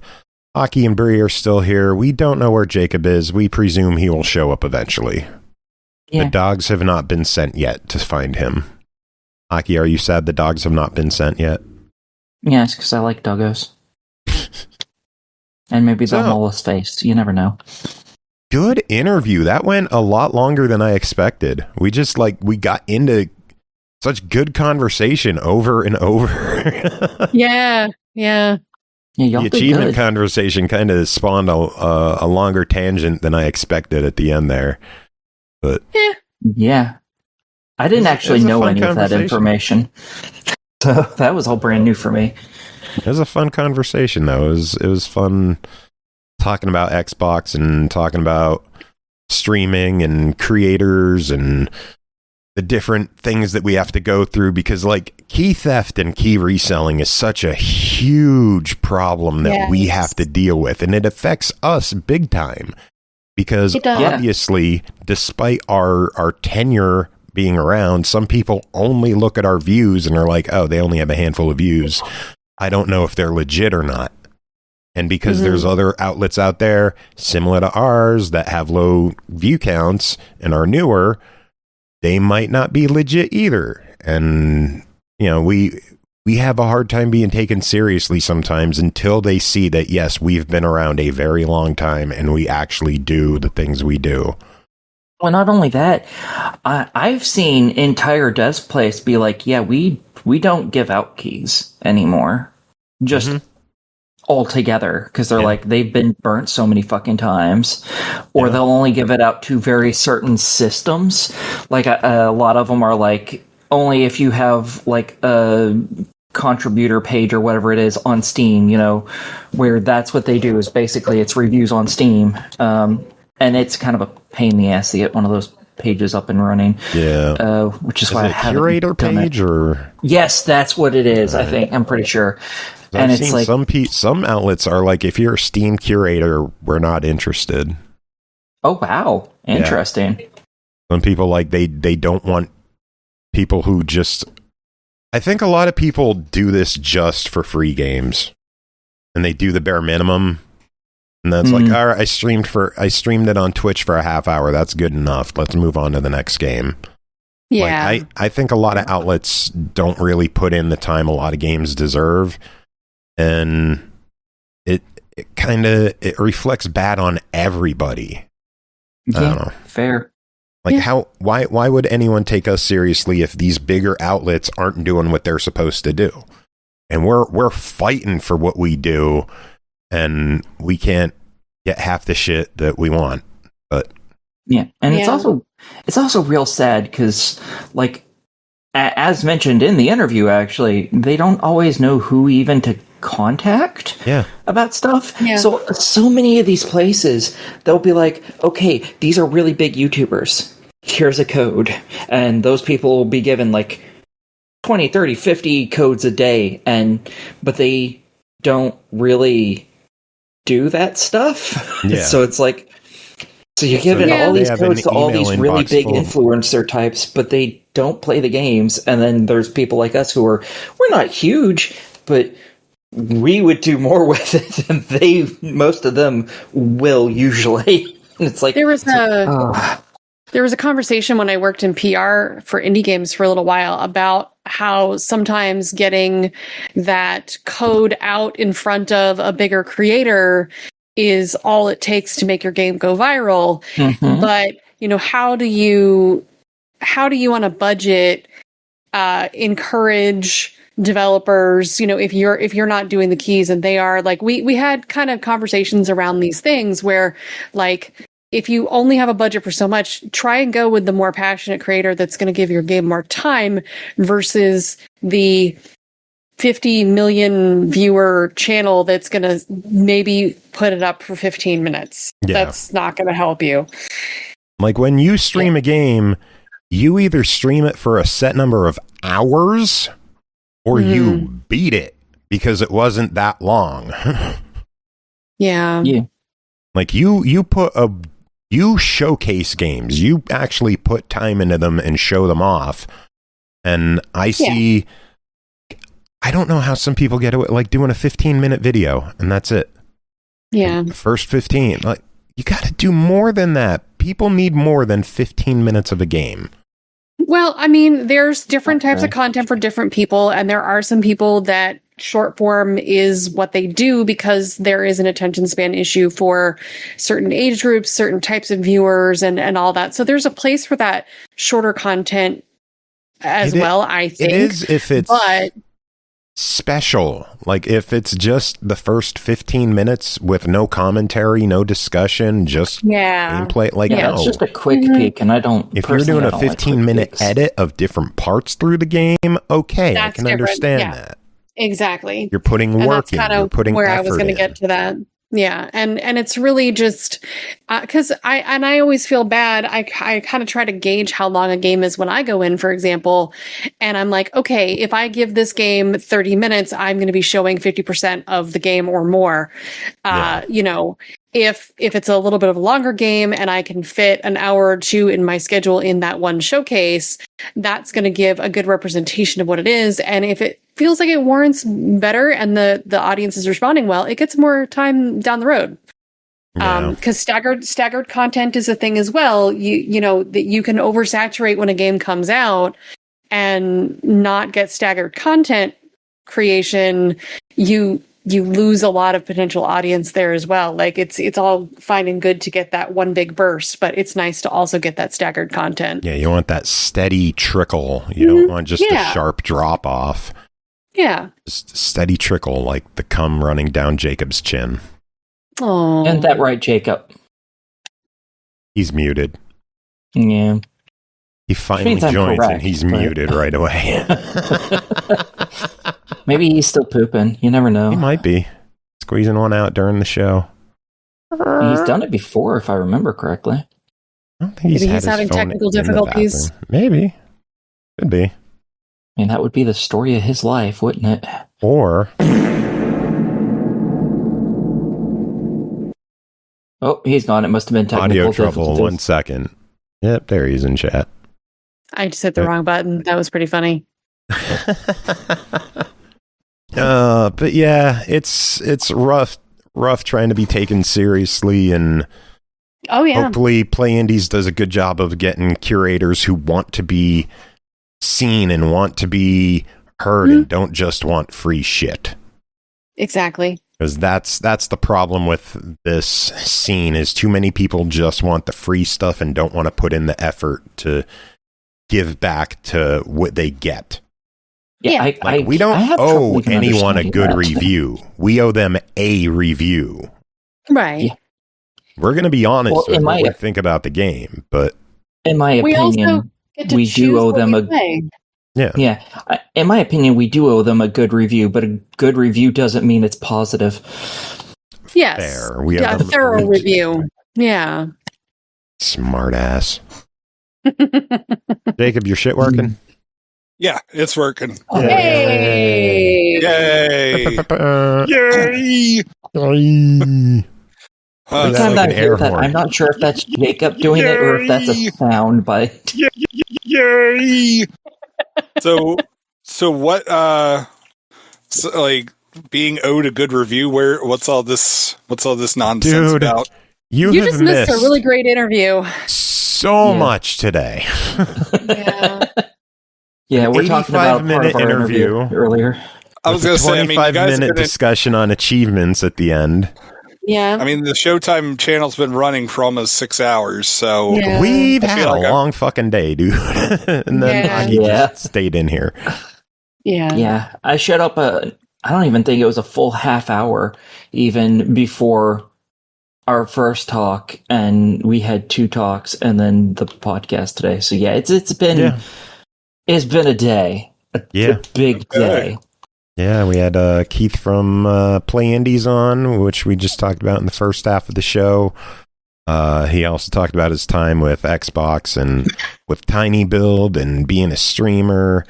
And we were just chatting about how it's hard for smaller outlets to be taken seriously when there's big creators who just put in minimal effort. Yep. Okay. So that's what our entire discussion was for about 15 minutes now. Are names being named or... No. Or is this just a standard? I don't know any streamers personally to shit talk them. Like, the only people I know who stream are good streamers. And me. No, I don't count you because you don't use a microphone, you moron. Well, that's because I don't feel you like... You also don't look at chat, you moron. Yeah, that's something you should work on, is looking at chat. Yeah, I can't because I'm playing on my Xbox and not like a computer, so second screen isn't you really. Have a phone. A phone, yeah. That's what I used to use. I'm aware, but I'm usually I just don't have at really on your phone. No, I just don't really have a good setup to make that kind of worthwhile. And also, hold on. Also, I really hate having to Stop what I'm doing, type out something, and then go back to playing the game. That's really use a annoying. That's why you suck my dick. Careful, he might. Don't you threaten me it's with like you want to stream, but you don't actually want to stream. So, if anything, it would be I could be one of those YouTube guys who just does full gameplay, no commentary. It would be something like that. That's what my Twitch streaming is for. Yeah, well, I don't give a crap what Twitch is for. Otherwise, I'd be sitting in a hot tub in bikini and racking up thousands of dollars. No, you wouldn't. Really? You don't think that there's gay dudes who would be hell yeah, there's this big bear, who's just sitting in a hot bullshit Aki. That there is a market out there for me. Have you guys heard my hot tub stream idea? Okay, let's hear it. But I'd watch it. Zoom in on my gas stove and a big pot of boiling water, And then you take the lobster and you put the lobster in. And when the lobster's done, you crack it open and you dip it in a big tub of melted butter. Ugh. And you just eat the lobster. That's not a hot tub. Also, wouldn't you possibly get in trouble for animal cruelty on there? No. You can get the animals done beforehand. You don't have to get a live lobster. Okay. All right. So you problem solved. I mean, but that's just a mukbang, but okay. Yeah, then you're just cooking. I think yeah. I think that would be a great hot tub stream to instead of putting it as a cooking stream, because you would get this weird intersection of people. I think it would work. You would have to put the lobster in a bikini or something. Well, would you be in a hot tub while you're boiling this water? No, the hot tub is the boiling water. Okay, all right. So there's only it's not like a meta hot tub, like like a hot tub in a hot tub. We're not doing hot tub inception. The thing is, you would need to have some good music playing. SML After Dark. Yes. Wow. Hell yeah. Yeah. I don't have any sexy music on my soundboard. I could just be like, that's not really sexy. How about? I'm sure someone finds it that way. Here we go.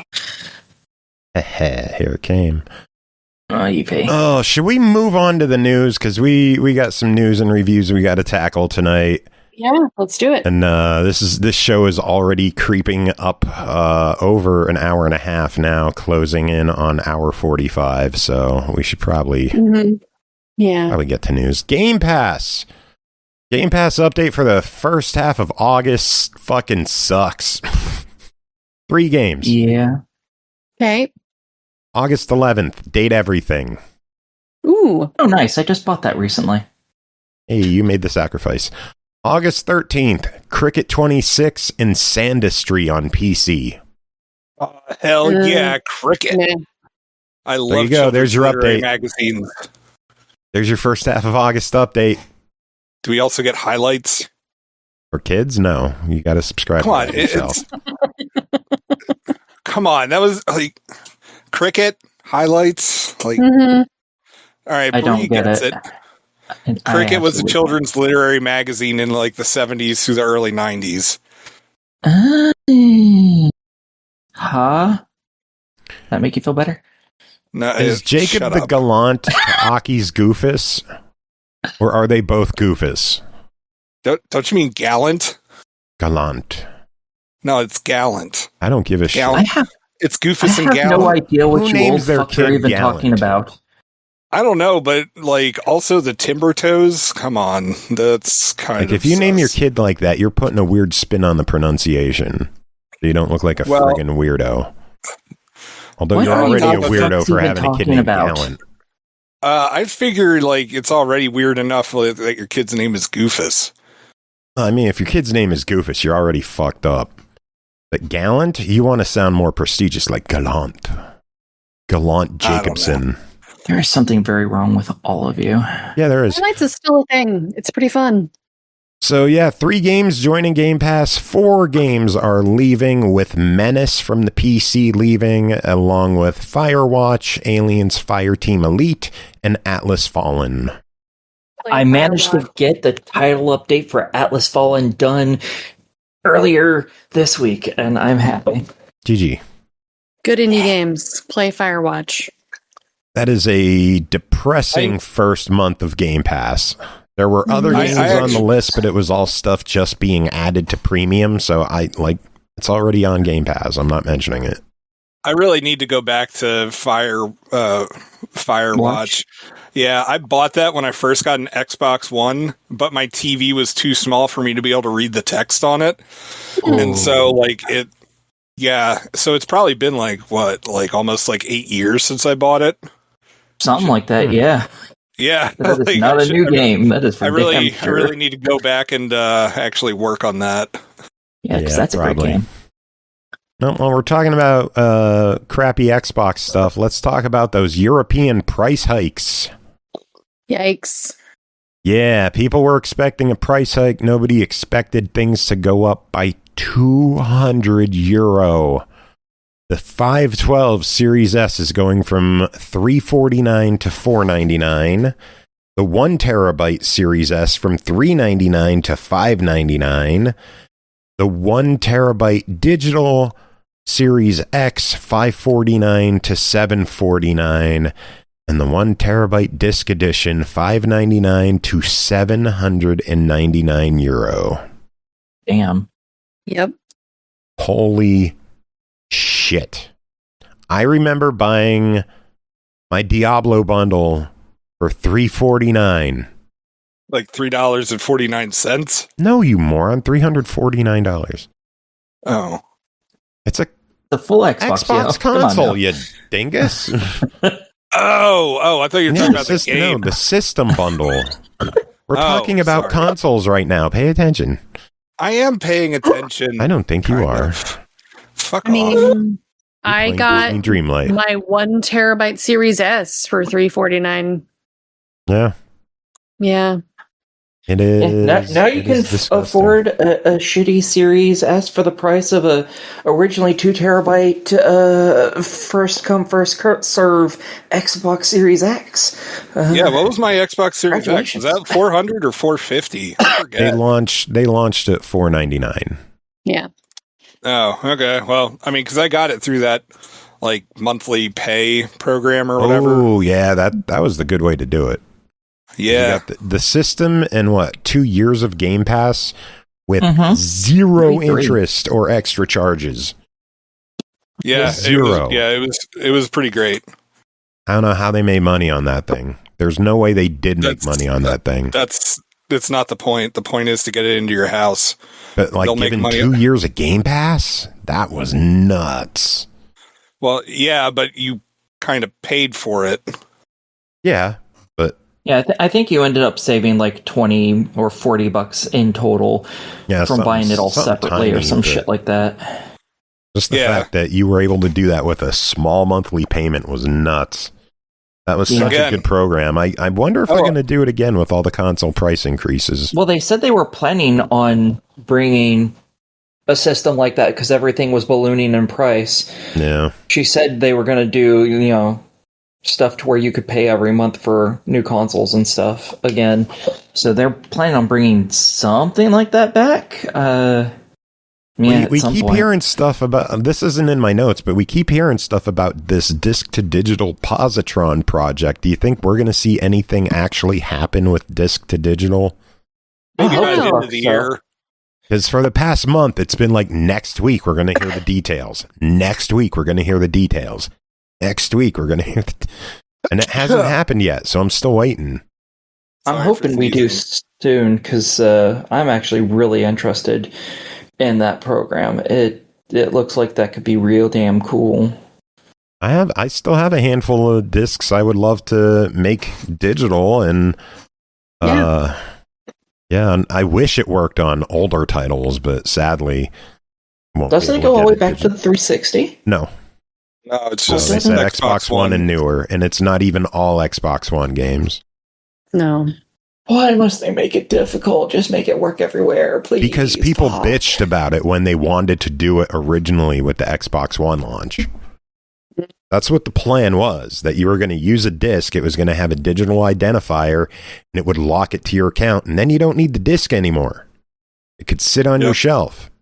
And people... I didn't know that was ever another plan. Damn minds. And the worst part about it is that it's actually Sony's patent on the idea. but Microsoft talked about it first, then Sony was like, yeah, look at those Microsoft guys. They're fucking you up.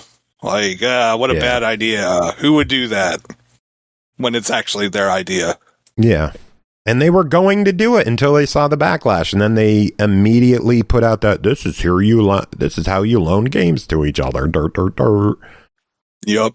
And now Xbox needs to pull an Uno reverse and be like, this is how you loan games on Project Helix. Yeah.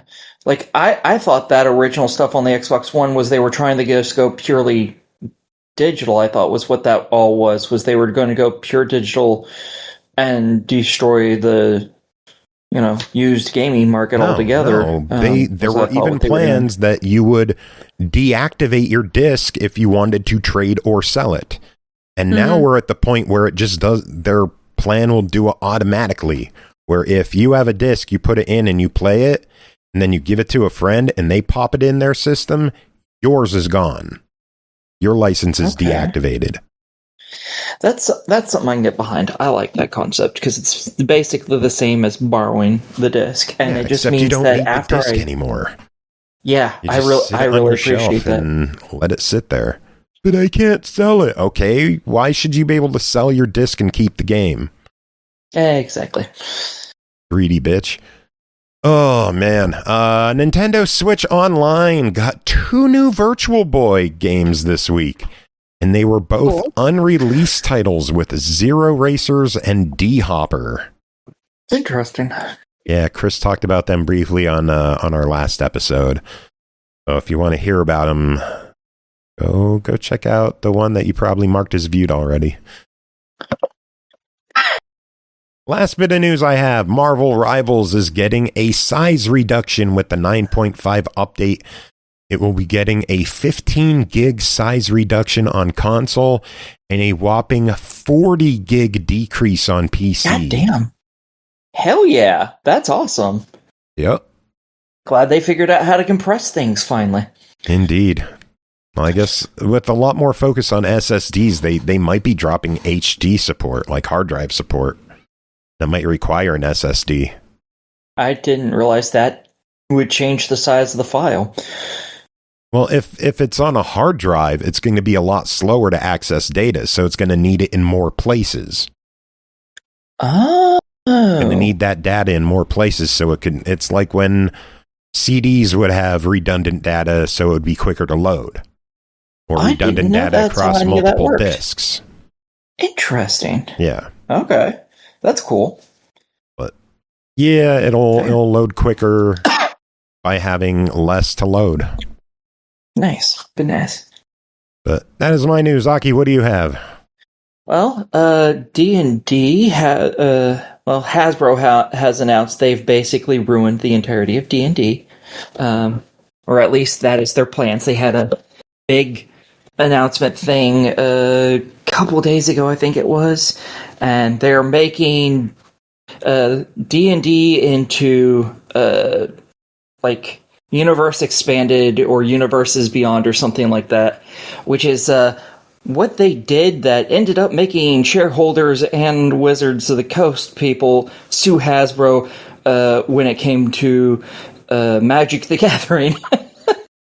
So, yeah, you know how Magic the Gathering has had the 50 billion different packs that are other shit that isn't Magic the Gathering? Yeah, they're planning to start doing that with D&D, and their first one's going to be World of Warcraft, and they were like, because it makes sense. They're similar worlds. And then they announced the second one with Star Wars, because apparently it's similar enough. Well, just remember, you don't have to play with it. Yeah, that's true. You could just stay on your old rule book. Yeah, you could. Yeah. They're also bringing AI again, even though everyone keeps trying to make them get rid of the concept of AI DMs, but they're bringing it back and introducing it into D&D Beyond, which no one wants. And yeah, so they're, ruining it, and it's to be expected because it's Hasbro. And that's really all the news I had, was just Hasbro being a bunch of dumb fucks again. Nice. Bri, what do you have? Some server closures are planned for September for Hawked, Grid Legends, and Sociable Soccer 25. Hawked? Yay. Wow. Yeah. I think that one closes September 7th or something like that. That was already Sociable closed. Soccer is later in the month. Nope. Let's see. A game I reviewed a couple months ago, Tiny Lands 2 on PlayStation and Xbox, is getting free DLC August 7th. That's tomorrow or yesterday for those of you listening to the, yeah. Anyway, 20 new levels. I'm excited. Good night. Shigeru Miyamoto, excuse me, I can't word right now. The Nintendo game director thinks people don't care as much about console specs as they used to, and instead look toward the experience that can be provided by platforms like Wii, Switch, and DS. Any thoughts on that?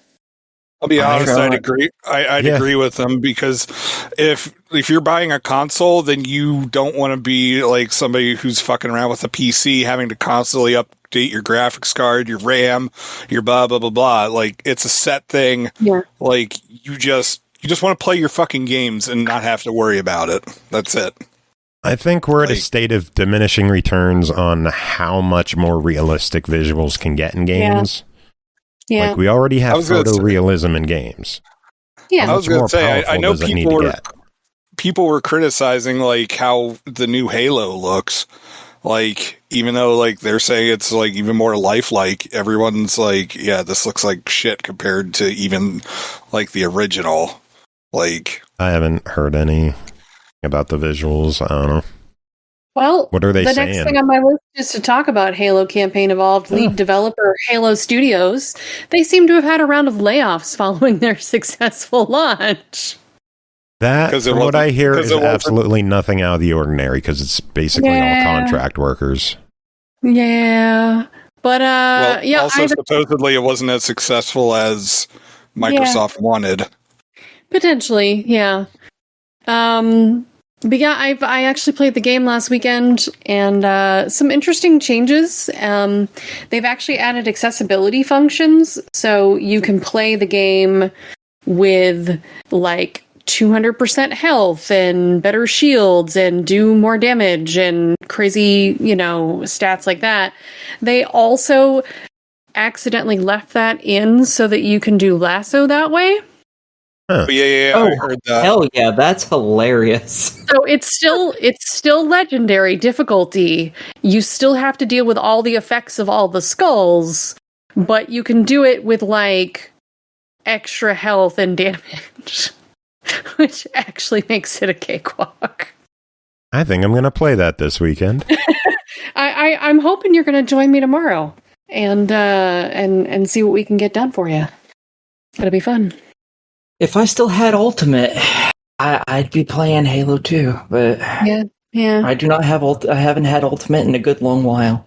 I have whatever the one right underneath it is, and Halo is not on that one. So no. Well, more Xbox news. We kind of talked about this a little bit earlier, but just to throw it in the news section for Jacob to comment. In an Xbox post reply, Asha Sharma hinted that a Platinum trophy-style system is on its way later this year for Xbox. So that's cool. Any thoughts on that, Jacob? I mean, I guess that's awesome. That just means that you completed the 100%ed the game, right? Yeah.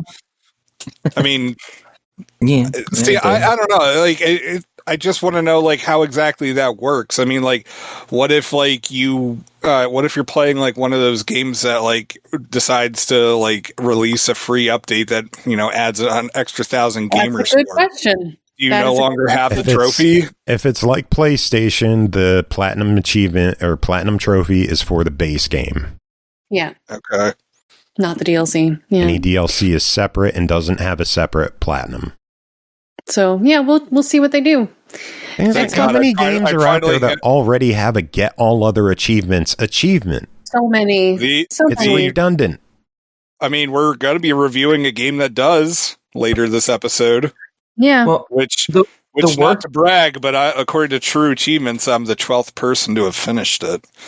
And the worst part of the concept of an achievement for getting all achievements is a good chunk of the time that motherfucker's broke. Yep. And you can't get the goddamn thing. I fucking hate come across those in games because it's there's a 70% chance that motherfucker ain't gonna pop when you got everything else, and then you're gonna have to be I hope these assholes fix this, and then sometimes they don't. And I hate that shit. I hate it. Well, Xbox is also they've recently rolled out an update to certain insiders that allow for cloud save management an increase in the size of your store wish list to 1,000, and achievement filters that will let you search for things in your Gamerscore history to better plan your next gaming conquest. These features are in the test phase with insiders, so it may be a little bit before they reach the light of day for the average user, and they come with tweaks to the system by then. So, something to keep in mind, right now, the only game that supports this save adjustment is Forza Horizon 6. Yes, Forza Horizon 6. Mm-hmm. I don't understand the save thing. You can jump back to an older save file. Like if you got soft locked or if your save got corrupted, you could jump back to an older version of the save. Yep. Okay, I like that. That's cool. I remember back when games used to have that as just part of the game. So that's cool. A lot of that got ruined because people would hack save files. Yes. To force achievements to pop and to force equipment that you shouldn't have. And that's why Xbox changed their achievement system to an online achievement system instead of offline. Yeah. Yeah, people ruin stuff. Let's see. Next up, I only got 2 things left. Next up is... It's Movie Watch. There. See, I've learned to use the soundboard. Yay. Proud of you. I know we talked about this last week. Ryan Hurst is out for an onset injury for the live-action God of War series on Amazon. But rumor has it Dave Bautista is in talks to fill the role. Hell yeah, that would be awesome. Yeah, so I mean, it's just a rumor at this point, or not even a rumor, but like he's in talks. There's no guarantee that he'll get the role, but that seems like a good, strong candidate. I think a lot of people could get behind. And I am a little sad though because I recently realized the voice actor for one of the Bear McCreary Singularity story tracks was Ryan Hurst. Yeah, and hot damn, did they lose a talent for that role? Just listening to that audio clip. Again, holy hell. Anyway, he would have been great. Yeah, I'm a fan of Ryan Hurst. I liked him as Opie on Sons of Anarchy.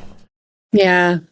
Then he had some, as the Outsiders or Outwilders or so. Something, whatever it was. Yeah. Like WGN. And they tried doing original programming for a year. Yeah. All right, last bit of news I have. Because I just need to hit all the buttons today. There's a hot new pinball table book available called Pinball: A Quest for Mastery by Tasker Smith. It's not about the history of the game, although there is some of that in the book. It's about how to play. It's over 250 pages. It includes fun Easter eggs, slipper codes too, but mostly it aims to help serious players improve their game, and I just thought that was really cool. Nice. Nifty. It looks like a cool book. Definitely, if you are interested in upping your game, it might be something to check out. And that's all the news I have. Better at handling balls. Yeah. Speaking of, Jacob, what news do you have? Well, you okay over there, Aki?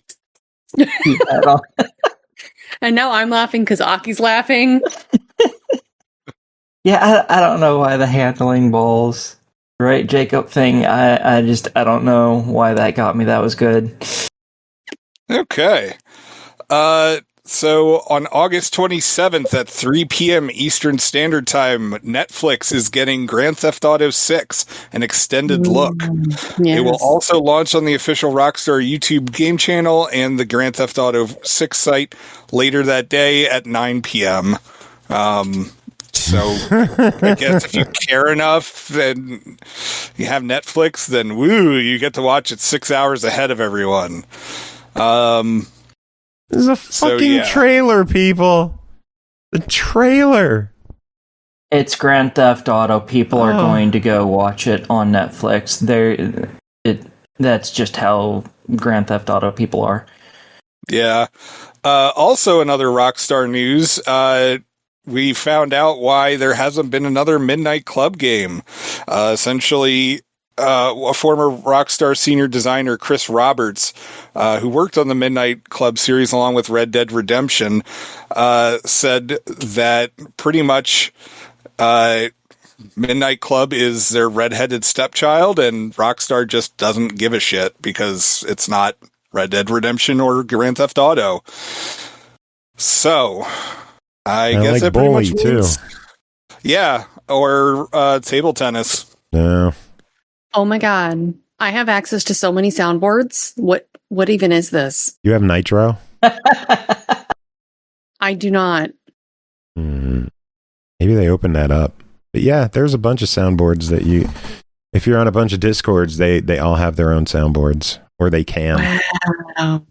Yeah, that's why I keep making soundboards to have shit like.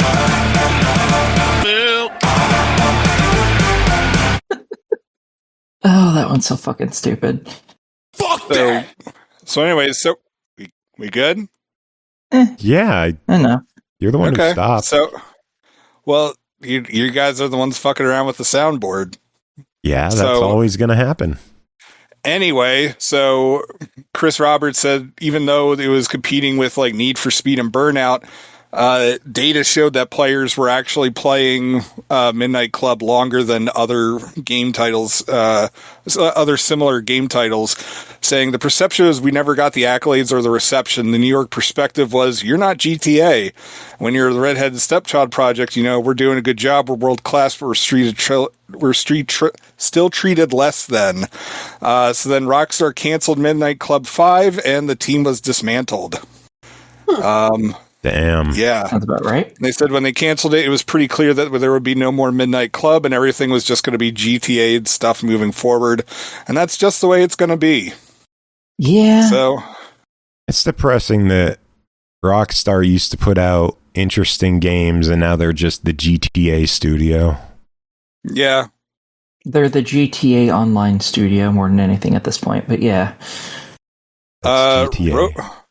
Roblox tanked $9 billion in a single day. Fuck? So their stock valuation. Wait, hold on. Say that again about Roblox. It tanked $9 billion in value in a single day.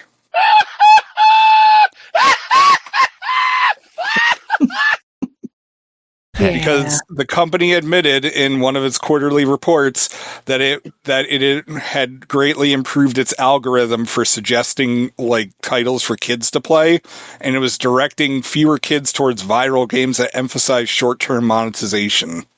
And Wall Street was just like, "Oh, well, that's your bread and butter, so ta-ta, we don't care." I'm just hoping it's sending them to less of the people who make games that they shouldn't be. But the company projected a 14 to 18% drop in third quarter bookings year over year. And yeah. Nice. So the stock price dropped from 130 a share to less than 40. Jeez. That's rough. The dev mid-boss, who made the game 2064 Read-Only Memories, has filed for bankruptcy with over $800,000 in debt. Yowzers. That's a fucking shame. That was a good set of games that they made. Yeah. And that's all I got.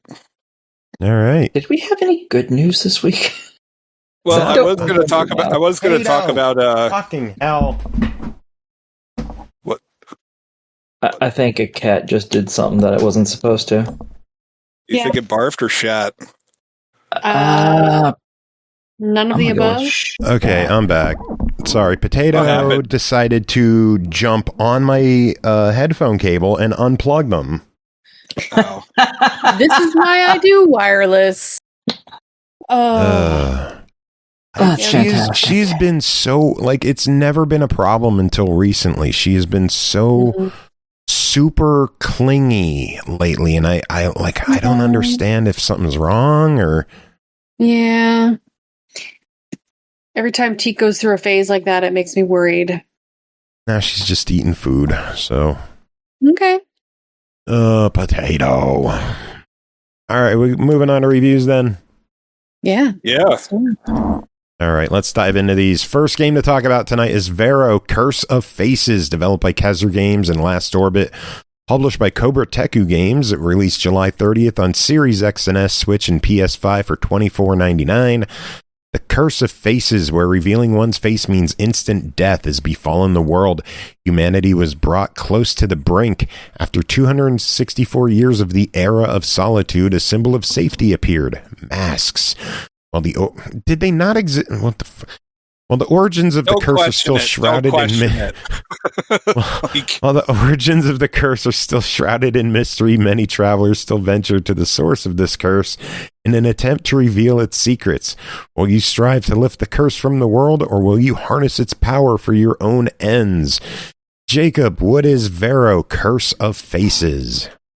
So Verho, Curse of Faces is an action RPG. And as you kind of described in it, like the game sets, like, you know, the game does like a huge lore dump at the very beginning, like most fantasy games will do. And pretty much like there was this huge virus that spread across the world, virus or plague or some shit. I don't like, but essentially everyone realizes that it's usually happening when people look at each other in the face. And so so begins this age of solitude. And much like Palpatine, somehow humanity has survived.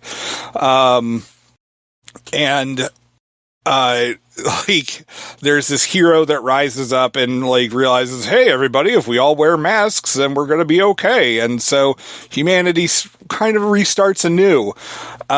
But everyone has to have this mask. And eventually scholars realize like they're able to trace where all the trouble started. And you are tasked with going to much like so many other mercenaries and thieves and stuff like that, you're tasked with going there. And when you wake up, because you go there and all of a sudden, this fog envelops you and you wake up and you don't remember your name and all this other kind of stuff. But the game tells you that you have to remember your name, aka you make a name. So my guy's name is Susan. My wife decided to name him that. And when you start, the game, does some very brief hand-holding. Like, this is how you run. This is how you attack. All right, have fun. Bye. And you're guided to this temple where you have to choose a mask. And you can choose... It's standard RPG things, like essentially a maze, a scholar, a thief, a knight, a brawler. I'm leaving out one or two of them. And of course, there's also a faceless one if you just want to figure your shit out as you go along, which it seems like that is not a good choice, because that one, you start off at an incredibly low level and you have nothing built up. But anyways, so you get dropped into this world and it's up to you to find out why this happened. And maybe you can harness the blight or plague, whatever it is. This is done in a first person.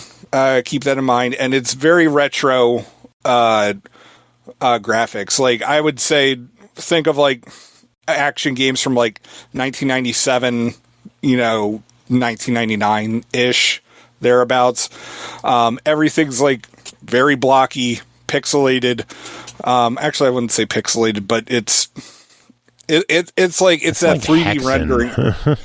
Yeah, kind of like that. I was likening it to Star Wars Jedi Knight from way back in the day. And it is a very story heavy game. There are a lot of quests, and you have to talk to people, not only to find out what's going on, but also to get your next quest. Sometimes you can trade with people. but mostly you're just going to be getting your ass kicked by whatever monsters or like just random wildlife is out there. And it's not standard stuff. It's like flowers that have come alive and, you know, are going to whip their vines at you. It's going to be weird, like scorpions that are glowing purple and possibly like full of nuclear radiation. God only knows what. But you go through the land, and as you go through, you're doing more quests.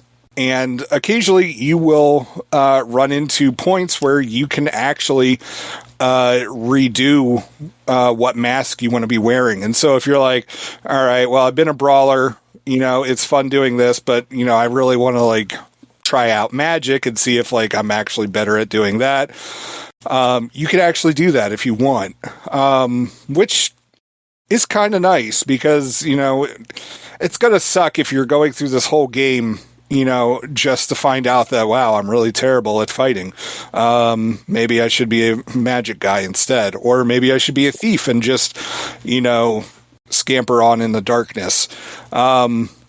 This is a game that is punishing, so you will want to save and save often. And also, one of the other things I would recommend is that, you know, even though you may be like a really strong guy, you got to fight the urge to want to fight every single damn thing under the sun, because the game, like, it has health potions spread out, few and far between, and don't be surprised if, like, the health potion is located in the middle of a dead tree in a lava lake. Because fuck you, that's why. Yeah, like, it's a really interesting title. As I said, it's punishing, but it's also rewarding, and I'm having fun with it. I wish that there was like an easy mode on this for people who just care more about the story. Yeah. But I'm digging it. Like, you know, you can tell that this is definitely like a project of love, and respect for, you know, older action RPGs. I don't know how big the dev team was, but like, you know, I think this is a really solid game. It's just make sure you're saving a lot. Cool. Well, the game clocks in at $25. What do you think of it? Totally worth it. Like, it's really cool. Like, I'm glad, like, I, you know, decided to check this out. You know, I honestly want to get better at it, but, you know, if you're listening, it'd be cool if you also put in an easy mode, please. All right, let's move on to I Eat Paintings When Guards Aren't Looking, developed and published by Frog and Dove Games. It released April 8th on Steam for $5.99. Find hidden objects and famous paintings, and eat them. Decode bizarre cravings, rip chunks out of Renaissance masterpieces, and snack your way through art history like the absolute menace you are. Bri, we just got this from PlayIndies.com. Excited. What do you think of this one? Well, I like it a lot. This is a Find the Hidden Object game, but more like a hidden cat game than a hidden object puzzle game. You have classic paintings set up, including museum tags that tell you the artist, the year, and a little bit of history. There's also a little story about the very hungry protagonist that is eating, or maybe antagonist. I mean, he's kind of a villain, but he's also the anyway, point being, he's eating the paintings when the guards aren't looking, of course. And, since I mentioned this was more like a hidden cat game, there are actually cats in every level that give you achievements when you find them, each with their own name. Yes. Question real quick. All right, so I know that you said it's like a hidden object game, but you said when the guards aren't looking. Is there like a stealth element to this, or is it really just... Okay. No, that's just part of the quirkiness of the game. Yeah. Okay, gotcha. Yeah. So suggestions for improvement, though, in this game would be to put some kind of indicator on the level map that shows when you have gotten the cats already. Because when you end the level without finding a cat, or you can end the level without finding the cat, and then you have to remember to go back later if you want to get all the achievements, if you're into that sort of thing. So that just my one suggestion for this game to improve it. Each of the 15 levels are beautiful. You can zoom in and out. You can move the screen around easily with a mouse. You can really zoom in. Oh my gosh. The object of the game, though, is basically to find the tastiest bits of classic art that have been listed in riddles for you to find. To drive home that you'll be eating segments of oil on canvas, you have a fork as a cursor. And after finding all the tasty linseed oil-laden morsels, you'll get a gastrointestinal representation of your meal. Basically, when you find an item, it disappears from the art like a little item-shaped tear in the art, and then later it appears as a little bit in your stomach on screen, and a food review will accompany it. It's really cute. Once in the level, you have a list on the right screen, or the right of the screen, I should say, with cute titles for what you're supposed to find, like the number 7, which is found on the billiard ball on the table, or a tempting vintage, probably about a glass of wine.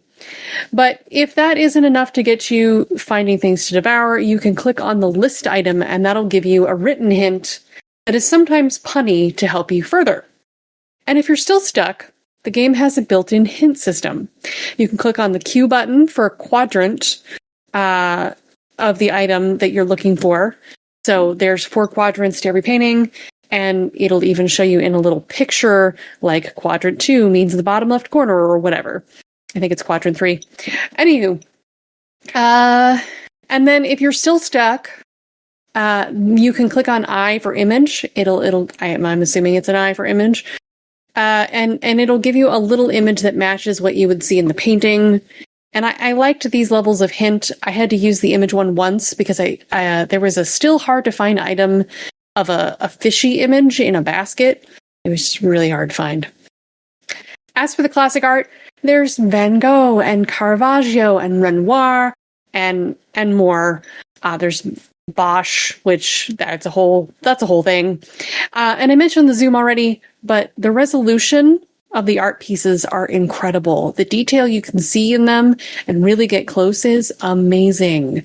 Being a medieval history person, it was really neat to see a couple of paintings I knew well but hadn't been able to zoom in quite so well before. The humor in this is quirky and cute. There's even a little surprise at the end that had me giggle. I'm surprised, but it had me giggle a lot. The music was lovely renditions of medieval and classic pieces. There was even some voice acting in this that was well done. There is a chapter select, so you can go back and find cats.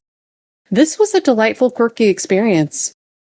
Well, it's $6, so it's not a wallet breaker. What do you think?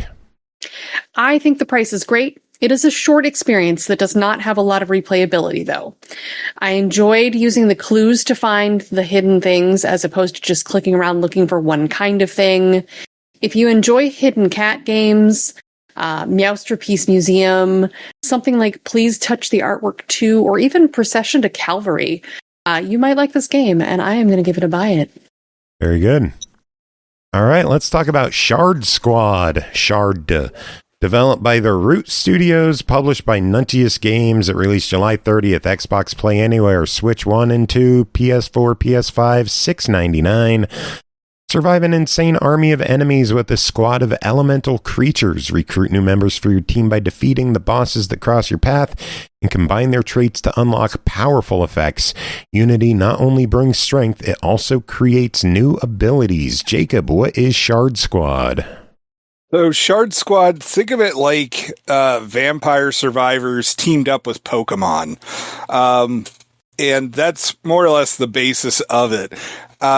You start off as one of these elemental animals. You can decide who you're going to be at the start, and you're only given a couple, because the point of the game is that you're supposed to be playing this over and over again to unlock other ones, and each one of these kind of animals will have their own ways to unlock them. It could be like you have to play to level 3 and defeat the boss in under 5 minutes or something like that, or you have to have these two animals work together and it'll unlock a future, almost like an evolution, but it's not like an evolution because they're they may look similar, but they're really just of the same elemental type. And so the elemental types are obviously going to be the standard stuff that you're used to. Fire, water, plant. There's like a magical one and... Electric. Thank you. So as you play through this game, each one of the missions has like a certain amount of bosses. And after each boss that you defeat, you're offered the chance to pick, a new member for your little squad. And at like your first run through isn't going to matter as much because you're really just trying to unlock as many guys as you can. But once you start racking up more and more of these like little critters that you're able to use, what their stats are actually will start mattering because each of them has these attributes or attributes, however you want to pronounce it. Each one of them has these kind of like qualities. So it could be like friendship, lover, magical girl. And so if you have two of these animals that have the specific lover thing, it's very quite possible that you're going to unlock like another animal later on.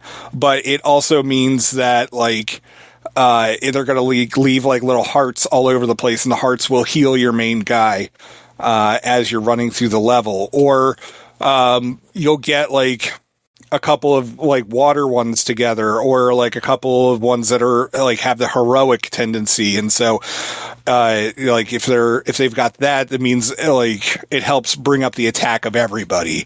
And so it's really interesting because it seems like it's so easy to like think about how like in Vampire Survivors, it's just like, oh, well, if I combine the garlic and, this thing, then I can only create one weapon, or one upgraded weapon with this.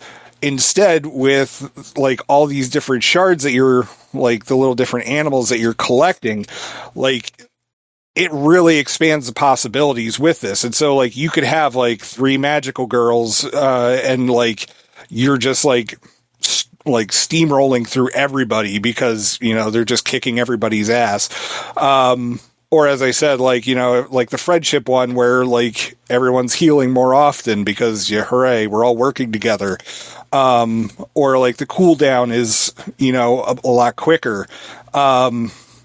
It's just like, it's a really interesting... Let's get to the meat and potatoes. We know what kind of gamer you are. How is this for the one-handed gamer? So if you want to, there is an auto aim. So you can do this. I did regularly play this, with my wife, like laying on me and sleeping. So you could definitely do this one-handed. That's fine. Also, there is co-op in this game, and I did get to play it with my youngest, who really enjoyed it and thought all the animals were really cute, and wanted to unlock everybody. With that one, you're kind of like tethered to each other, and so like the game screen won't split up, but you have to stay within like a certain proximity to each other, and the closer the proximity, like the more powerful like your dual attacks will be.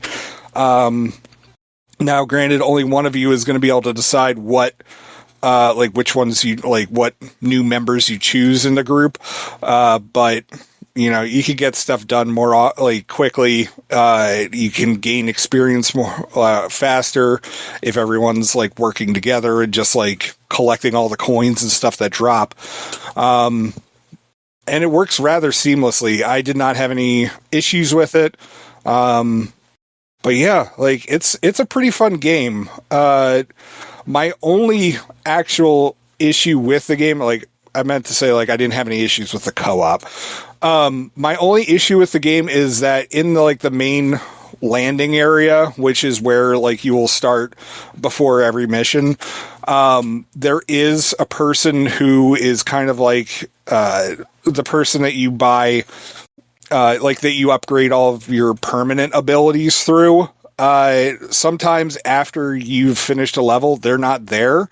And what you have to do is pretty much just stop, save your game, quit out, like completely quit out, and then restart the game, and boom, they're back. which is... I think that may have been updated so that they're always there. Because the past few times I've played, they've never been missing, thankfully. Okay. They were... I think the last time I played it was 2 days ago, so it may have... It's possible it may have updated. Okay. Well, I'm not entirely positive on that one. I have a gripe with this one myself, and it's more of a technical thing that I hope they can fix.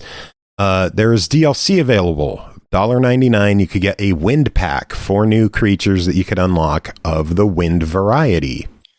It only works on console. It does not work on the PC. Oh, is there a separate DLC for the PC? No, there is not. That's the DLC weird. just doesn't exist or work on PC. So I have the wind creatures unlocked on console, but I can't use them on PC because the DLC doesn't exist for it. So hopefully they could fix that and update the DLC to make it a Play Anywhere DLC and include Windows, please. Because I paid $2, I'd like to use it on PC. That's fair. Yeah. And this would be a good game to fart around with on the PC too. Yeah, but I love this game. I have had so much fun with this one. The achievements are kind of going to be a pain in the ass, but whatever. Grindy, yeah. I really enjoyed this one. For $7, what do you think?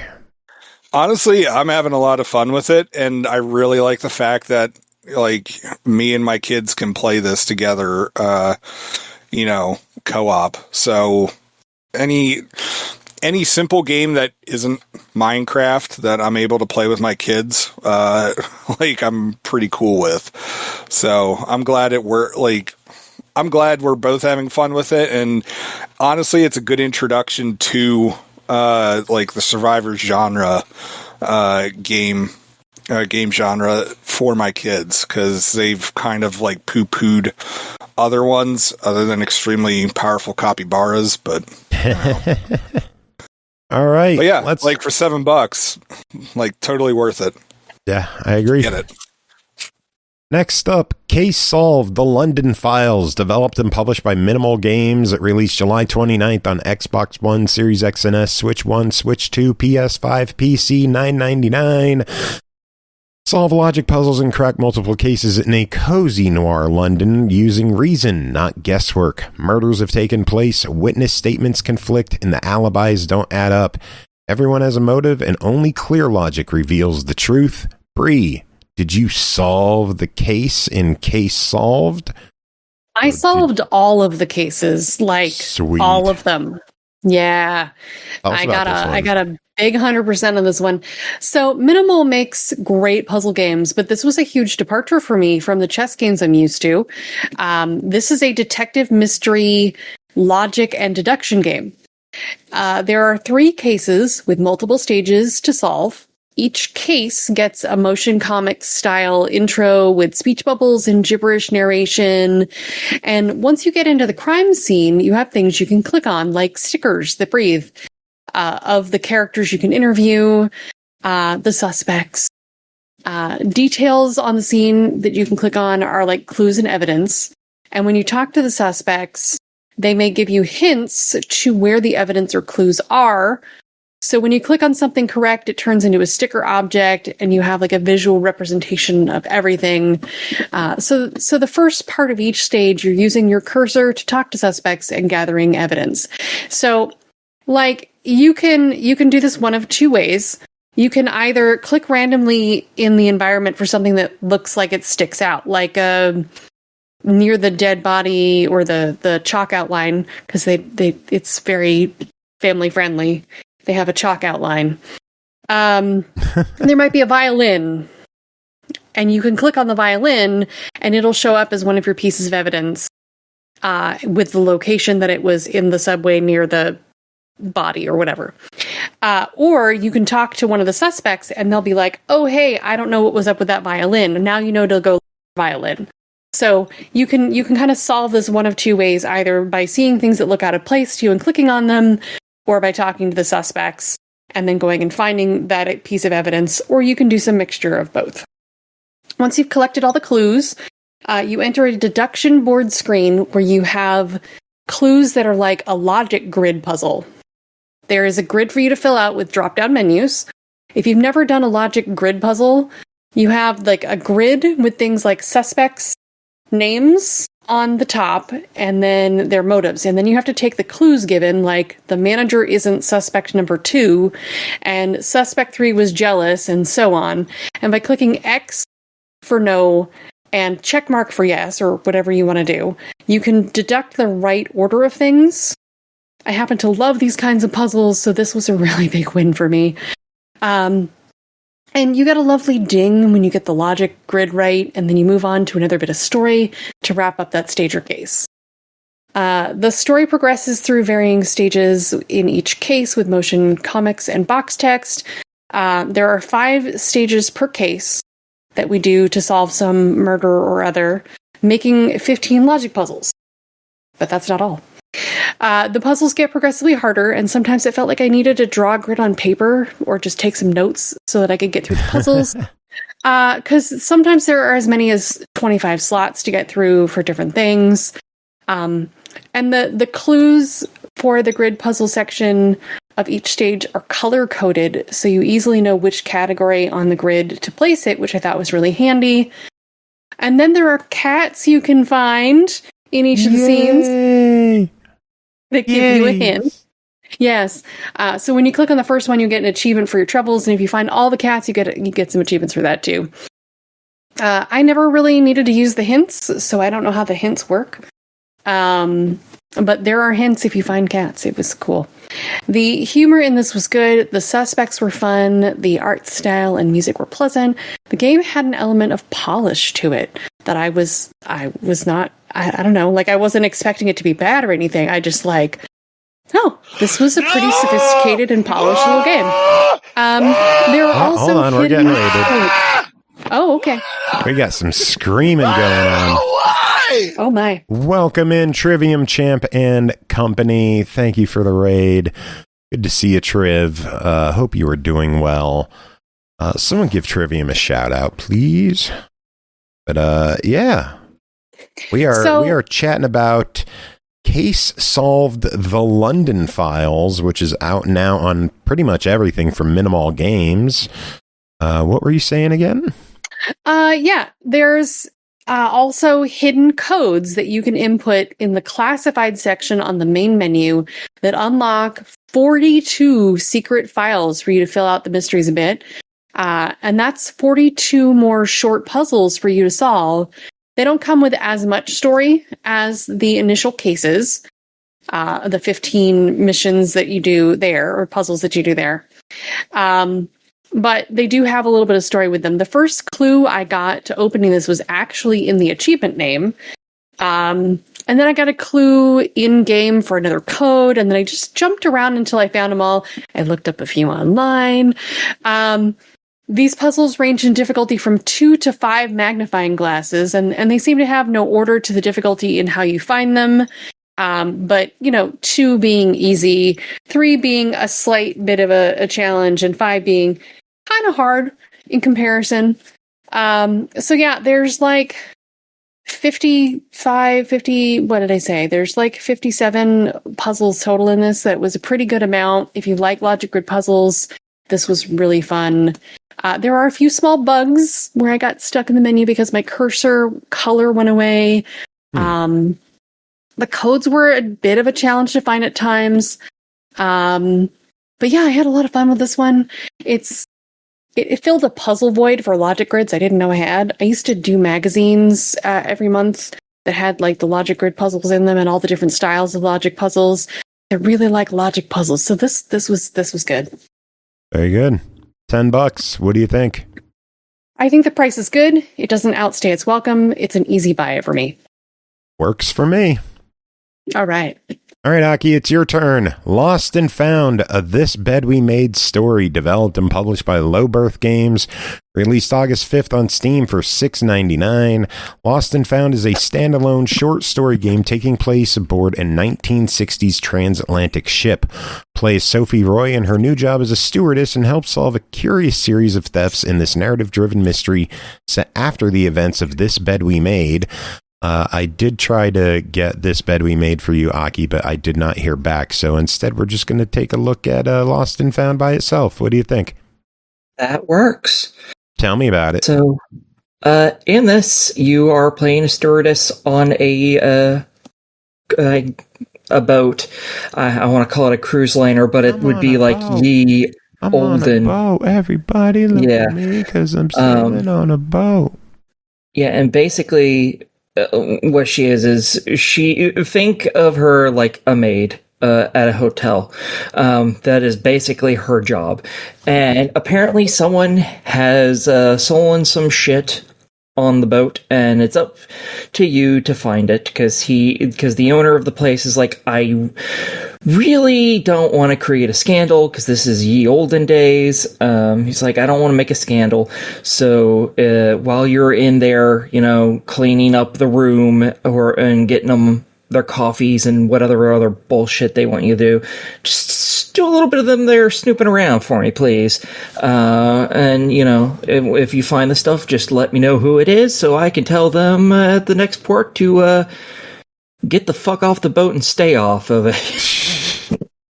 And this is set after this bed we made, and she had done something at least similar to this in that story, apparently. So she's like, yeah, sure, fuck it, why not? I guess I can do that. It's easy enough. And yeah, so it's set about basically over the course of one day. And the game took me just barely over 2 hours to finish. And yeah, you just go around, you clean, I think, 7 rooms, and you look for clues in there in order to open various different locks and things like that. You get to actually interact with a few people, and you can talk to them about different issues that are going on. And if you find certain other bits of clues, you can talk to them about new things. But those conversations are like one-time only conversations. So if you didn't find the clues, you don't get to talk to them about whatever this other thing is, and it'll be grayed out saying, oh, you haven't found this piece of information yet. And yeah, you just go looking around, you figure out some puzzles that are like, oh, this uses a combination. Now I have to go figure out how to find this combination, and it might be another person's room because they're somehow related or something like that. It's not too complicated. It's all pretty simple. And yeah, there's not a lot to say on this because, again, it was just barely over 2 hours. It advertises itself as a short 1 to 2 hour DLC that expands on this bed we made. Playing the main game first is recommended but optional, so it wasn't necessary to play it, but it seems like if we could get our hands on that for you to take a look at, it would help quite a bit. I've been wanting to play that game for a while. I will tell you right now, another thing.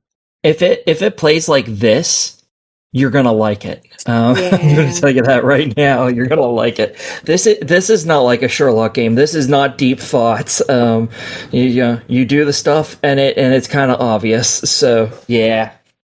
All right. Well, this DLC story standalone DLC is $7. What do you think? I'm 100% for this. This was really fun. I thoroughly enjoyed it. It only took me a little over 2 hours to get my first playthrough, which got me most of the achievements. I think I have 7 missing. And there's a couple different endings and like mutually exclusive style achievements in it. So yeah, it's a nice, simple, quick little thing. And now that I know most of the answers, the next playthrough is going to take me like 30 minutes. So yeah, I'm all for it. This is a great game. Cool. And if people are looking for this bed we made, it is on sale until August 19th for half off, down to $12.49, normally $24.99. Yeah. There's also a bundle with the game and the DLC available. It's showing $15 for me. I'm not sure if it'll show a different price for you because Steam is weird like that, but yeah, it'll show different for me, but I have the other game, so give her a look, and if it sounds interesting, grab it on sale, I guess. I might just pick this up today just because I like the DLC. I might just grab the main game right now. Nice. All right, Jacob, come on. You said it in chat twice. Get it out of your system with the raging clue. Oh, Jesus. I found a raging clue. Jesus Christ. Jesus Christ. Such a hard clue. Oh, this is a raging clue right here in your pants. Clue. Oh, Jesus, this clue is so hard. All right, the next game is The Green Light, developed and published by Take It Studio, released July 27th on Series X and S for $4.99. One late night on a dead-end job, a mysterious voice on the radio tells him that a distant green light promises the peace and freedom he's been searching for. With nothing left to lose, Fred sets out on a journey into the darkness where he must confront the depths of his own mind, discover a story of self-discovery, and decide whether freedom is worth the ultimate sacrifice. Jacob, Bri, both of you played this. Bri, how about you start us off? What is The Green Light? So this is like a first person, we'll call it a horror game. I don't know. It was kind of light on the horror elements. And you're like, you've got this really terrible job. Your boss somehow has a British accent, but he's very American, like stereotype. There's a big American flag and like a rifle on the wall. I don't know. That was a little weird for me. This was the most confusing adaptation of The Great Gatsby I've ever had to deal with. But yeah, you start kind of looking around, the lights go out and you can't do your work anymore. And the boss is on the phone, like yelling at you, like, well, go find something to do, like clean up the trash. I clearly left around my desk in a sloppy fashion to like give you something to do if I, feel like it. So you got to go find a broom to clean up the trash, and you can't like you find like some notes that basically like some people have disappeared and something about this green light, and of course you've seen the green light, but you don't really know what it is. And eventually you get out of the building, which took me way too long. It really does. Yeah. And you talk to someone on a radio, and they lead you to this car to get you out of town to find the green light, convinces you to go look for the green light. Like that's somehow the solution to your happiness. And you start following the path of other people, and you find these little clues along the way of other people that have disappeared from your office that were following the green light. And you kind of stumble around exploring things, trying to solve minor puzzle elements. And I have a problem right off the bat. Okay. I'm looking at the store page and I see screenshots, and the one is blue. Oh, there's blue light instead of green light. Weird. That's bullshit. All right. Yeah. I expected green light and everything, and there's blue. What is this? Jacob, there's also some red lights too. I know one has orange in it. Like, what the F? Jacob, what are your thoughts on this one? Continue on. So, I mean, as Bri was saying, it's going to be you doing a lot of clicking and trying to figure out like what you need. I really what? Nothing. No, never mind. I didn't say unique. I know. Well, now you did. Yeah, now you did. Unique. It's going to be you trying to click through a lot of stuff, and the game describes itself as an E for everyone, but it's also a horror game. And by horror, it's like psychological. You're going to see some weird stuff occasionally. There might be some jump scares because like a weird creature will like, briefly appear behind you. Visually, I think it's an interesting game. The story, I wish it would okay. I wish it would have picked up some, like, I wish it didn't require as much clicking. Like, just try to find, like, where everything is. But, I don't know, like, I thought it was okay. So some other things to note on this. The developer is Walidzo on this that also did The Black Within, which I believe Aki played. I was just going off what the Xbox said. The Xbox store, and I only learned that from playing the game because it's in the intro credits. The audio mastering on this was all over the place. There was loud clipping audio and then really soft audio that seemed... Yep. Yeah, it was kind of all over the place. You're going to need to depend on the subtitles. Subtitles, yeah. Yeah. The voice acting was passable. I thought some of the clues were a bit obtuse. I just struggled to find things, and I'm usually pretty thorough at searching, and it just didn't click where to go in some of these linear segments. Click. Yeah. I don't know. Also, I wish I could mess with the brightness with it. Yeah. Well, and that brings me to a big giant pet peeve. The menus were white and different white. And that made it hard to tell what was on the screen. So like if the start button is white lettering and it's like slightly brighter than the delete your save button below it. Not that was exactly what happened here. This is such a pet peeve of mine. Like, do something, underline it, make it a different color, put an arrow next to it, yeah. Something. So you don't accidentally start your game over or something. Just something. Yeah. White and different white does not work. All right, well, let's talk about price on this one. There's some gripes, but it sounds like overall, maybe for $5, it might be worth checking out. Yeah, I would say for $5, I give it a try it. Yeah. Yeah, I was going to say at minimum, it's a try it. Like, I don't know if I'd say like rush out immediately, but if you've got $5 to burn, yeah. It was worth a playthrough. Yeah. Yeah. And Lord knows we've spent worse on $5, so. Yeah. I've had a fill of what you're talking about. Oh. All right, one last game to talk about tonight, and it's been a while, but we're going to Kids Corner. Norg! Kids Corner! With Jacob and friends! That is right. Kids Corner, Paw Patrol, Dino World, developed by 3D Clouds, published by Outright Games. We are Outright ambassadors, proudly Outright ambassadors. Despite Lord only knows why they love us. Our best efforts, they still like us. Released July 31st, Xbox Play Anywhere, Switch, Play Anywhere, nice. Switch, PS4, PS5, and PC for $39.99. Roar! Sounds like trouble. Did that come from Dino Island? It sounds like Rex needs the Paw Patrol to save the day. Mayor Humdinger's causing chaos. Dinosaurs are scared and running wild. Help them get back to their families safely. Jacob, what is Dino World? So, Paw Patrol Dino World is the latest in the Paw Patrol series that Outright Games has done.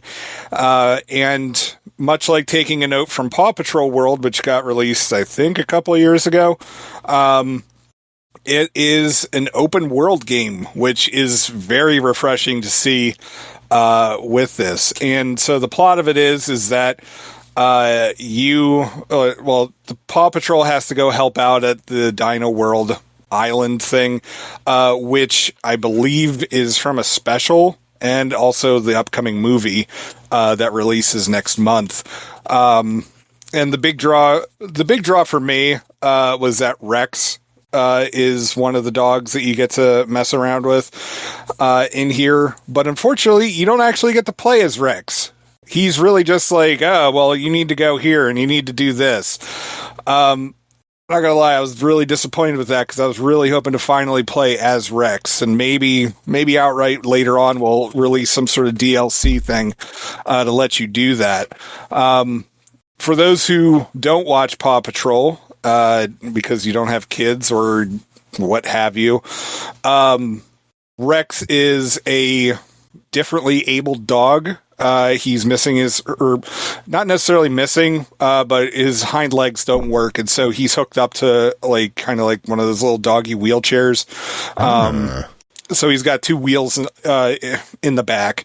I've always liked Rex, because when I was forced to watch Paw Patrol with my kids, I always liked Rex and Rocky. Sure.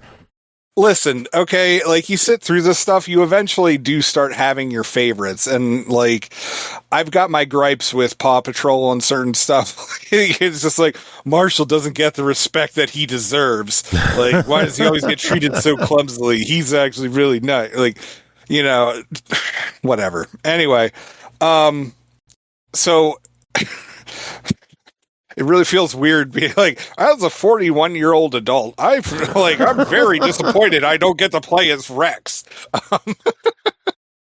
All right. So anyway, so it's an open world game, and the Dino world is separated into 4 different areas. Like, I want to say climates, but it's really not different climates. It's like, here's different jungles, and here's the volcano area, which is very rocky and full of crystals and stuff like that.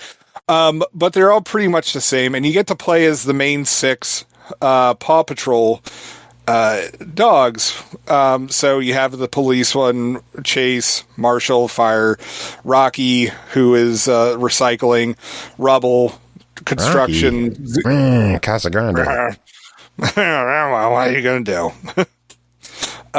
Zuma, who is like kind of like the search and rescue, but mostly water dog, and Sky, who is also the only girl on the group, but she has like a jetpack, and her vehicle is like a little fighter jet kind of thing. So with this, you're able to use different the Paw Patrol characters' different vehicles, which are of course all Dino themed, because this is Dino World. So naturally, shocking. Like Rubbles, huh? It's shocking. Oh yeah, like Rubbles, like Bulldozer is shaped like a Triceratops, that kind of stuff. And each of the different sections. Of the 4 different sections, there are 5 dino eggs that you have to find. There's decorations that you can find to decorate for the various dinosaurs, as well as getting some costume stuff that you can unlock for your pups, but also for the dinosaurs themselves. So if you want, if you want Zuma rocking like an Elvis hairdo, you can, or give them one of them a baseball cap. You can do that. You can also give like glasses to the dinosaurs, or like a spike collar for whatever reason. And as you complete each area, like the main dinosaur from each area will then go back to the Dino World, main camp, where they're able to be taken care of, because as it turns out, each one of these dinosaurs is also an expectant parent. And all 5 of the eggs, like if you gather them all, you're able to hatch them, which then only releases 1 dinosaur. So that really raises some questions whether, the one dinosaur ate all the other little babies as they were in the nest, or if they really only just decide to put 1 baby out there for whatever reason. I don't know, but it's kind of weird when you think about it, so don't. And then you also get to take care of the various dinosaurs. So, and this is done using little mini games. So some of them you have to feed them, which requires using Chase or Rubble's special powers. And then you gather up the stuff, and then if it's leaves or something like that, you get to mash it into this little thing, so then the Brachiosaurus can then eat it.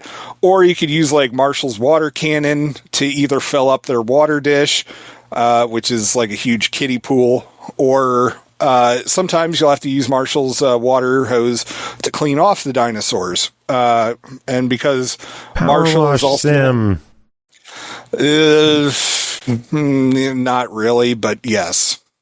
It's a very basic version of that, and sometimes it glitches and will not recognize that you've actually completed the activity, so then you have to exit out and then go back in to do it all over again, which can be kind of annoying, but at the same time, I'm also a 41-year-old guy who, I may have gripes with it that a 6-year-old will not.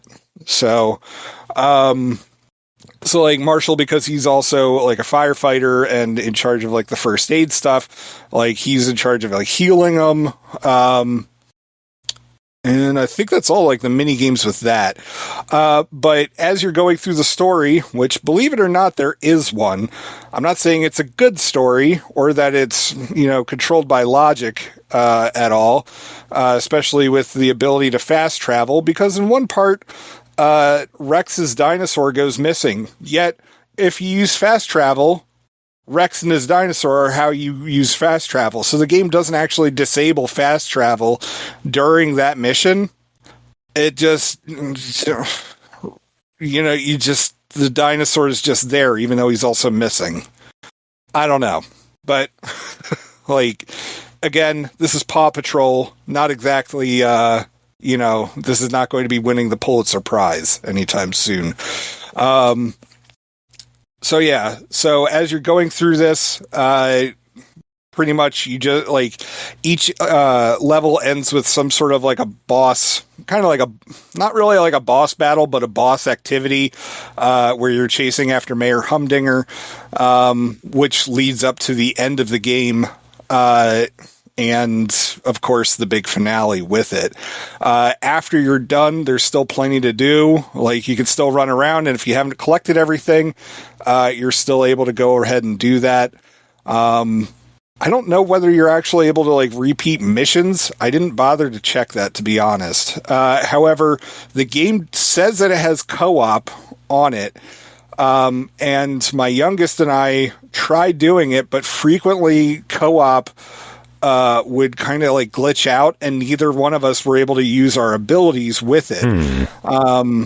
Which was really disappointing because he really wanted to play this game with me, but it breaks the game. Currently it breaks the game. So then you just you're constantly having to hop out, restart the game, and then go back to it. And it really drags. Hopefully that's something 3D Clouds could take a look at and get fixed. I'm hoping so. But I mean, compared to Paw Patrol World, this feels like a much a much bigger game. The vehicles don't handle as well, in my opinion, which again also feels really weird as a 41-year-old guy. Who's that's weird coming from a 3D Clouds title, because they do so many racing games. It'd be weird that the vehicles don't handle well. It's just, honestly, the only one that I felt handled well. Well, all right, hold on. So there may actually also be an issue with that, because the game finally lets you loosen up the camera. And so you can actually control the camera with it. And that may also be the reason why they don't handle as well, because they're supposed to be kind of automatically on a rail. Gotcha. With the previous camera control. So the fact that, or lack of control, I should say. And so I had that activated. And so for me, the only one whose vehicle really ever handled well was Sky's plane. Everyone else, it's just Marshall's fire truck, Rocky's recycling truck, those things handle like tanks. It is, honestly, it was easier to just hop out of my vehicle, run wherever I needed to as one of the pups, and then hop back in to take care of whatever I had to. Yeah. Which, I mean, hopefully that's something that they're going to fix later on anyway. But honestly, my biggest gripe is that you don't get to play as Rex. The only time that we've got, here we go again. What? No, the only time that we've ever been able to play as Rex is during the racing games. Come on, man. Give the guy. The write-up says Rex needs Paw Patrol to help and save the day, so the Paw Patrol's there to save the day. Yeah, but all right. So here's my thing. One of the things that I like about Rex. What? The Yabbits are in the yard. Yeah. I don't. Oh. You said Yabba. I said Yabbits are in the yard. All right. So here's my thing. Thank you, Bri. All right. So Rex, again, differently abled. Okay. And it's really cool that they've included him into the game, but then he's in the show, he's shown that he's able to do just as much as the regular Paw Patrol characters are able to do. And in this, he's relegated to almost kind of a Professor X role, like, you know, from like X-Men, where it's just like, oh boy, well, the guy's in a wheelchair, so he's not going to be doing any action. And it's like, oh, Paw Patrol to me. Like, you know, no, like, come on, man. Like, let him like go around and like, you know, race around in his vehicle or whatever. Like, he's got them. Lord knows they've made plenty of toys based on this. Like, it just feels short-sighted and disappointing for me.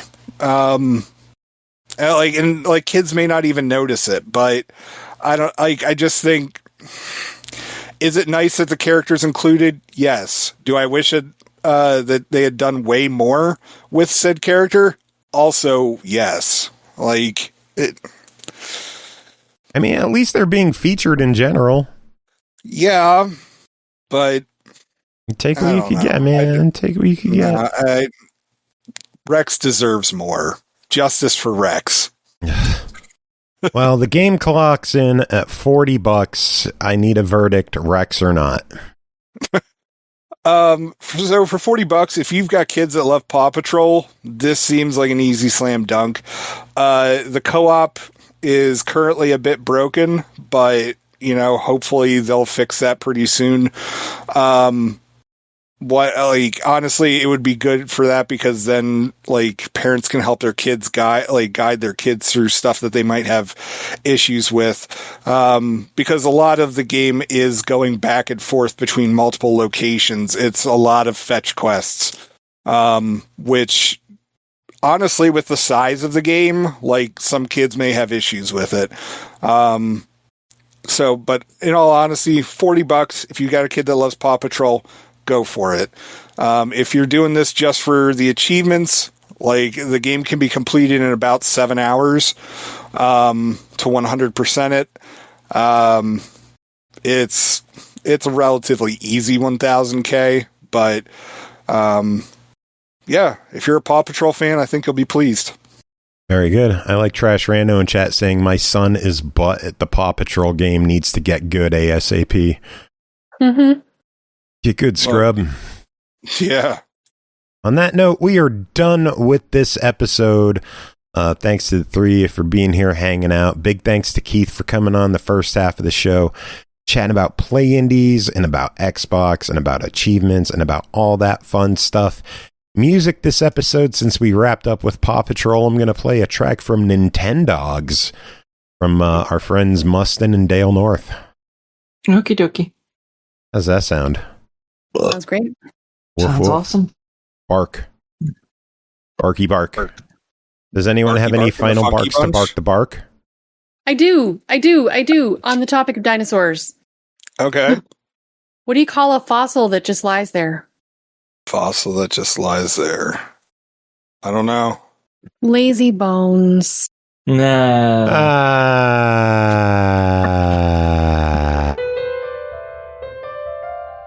This podcast is over for now and has gone extinct. Until next time.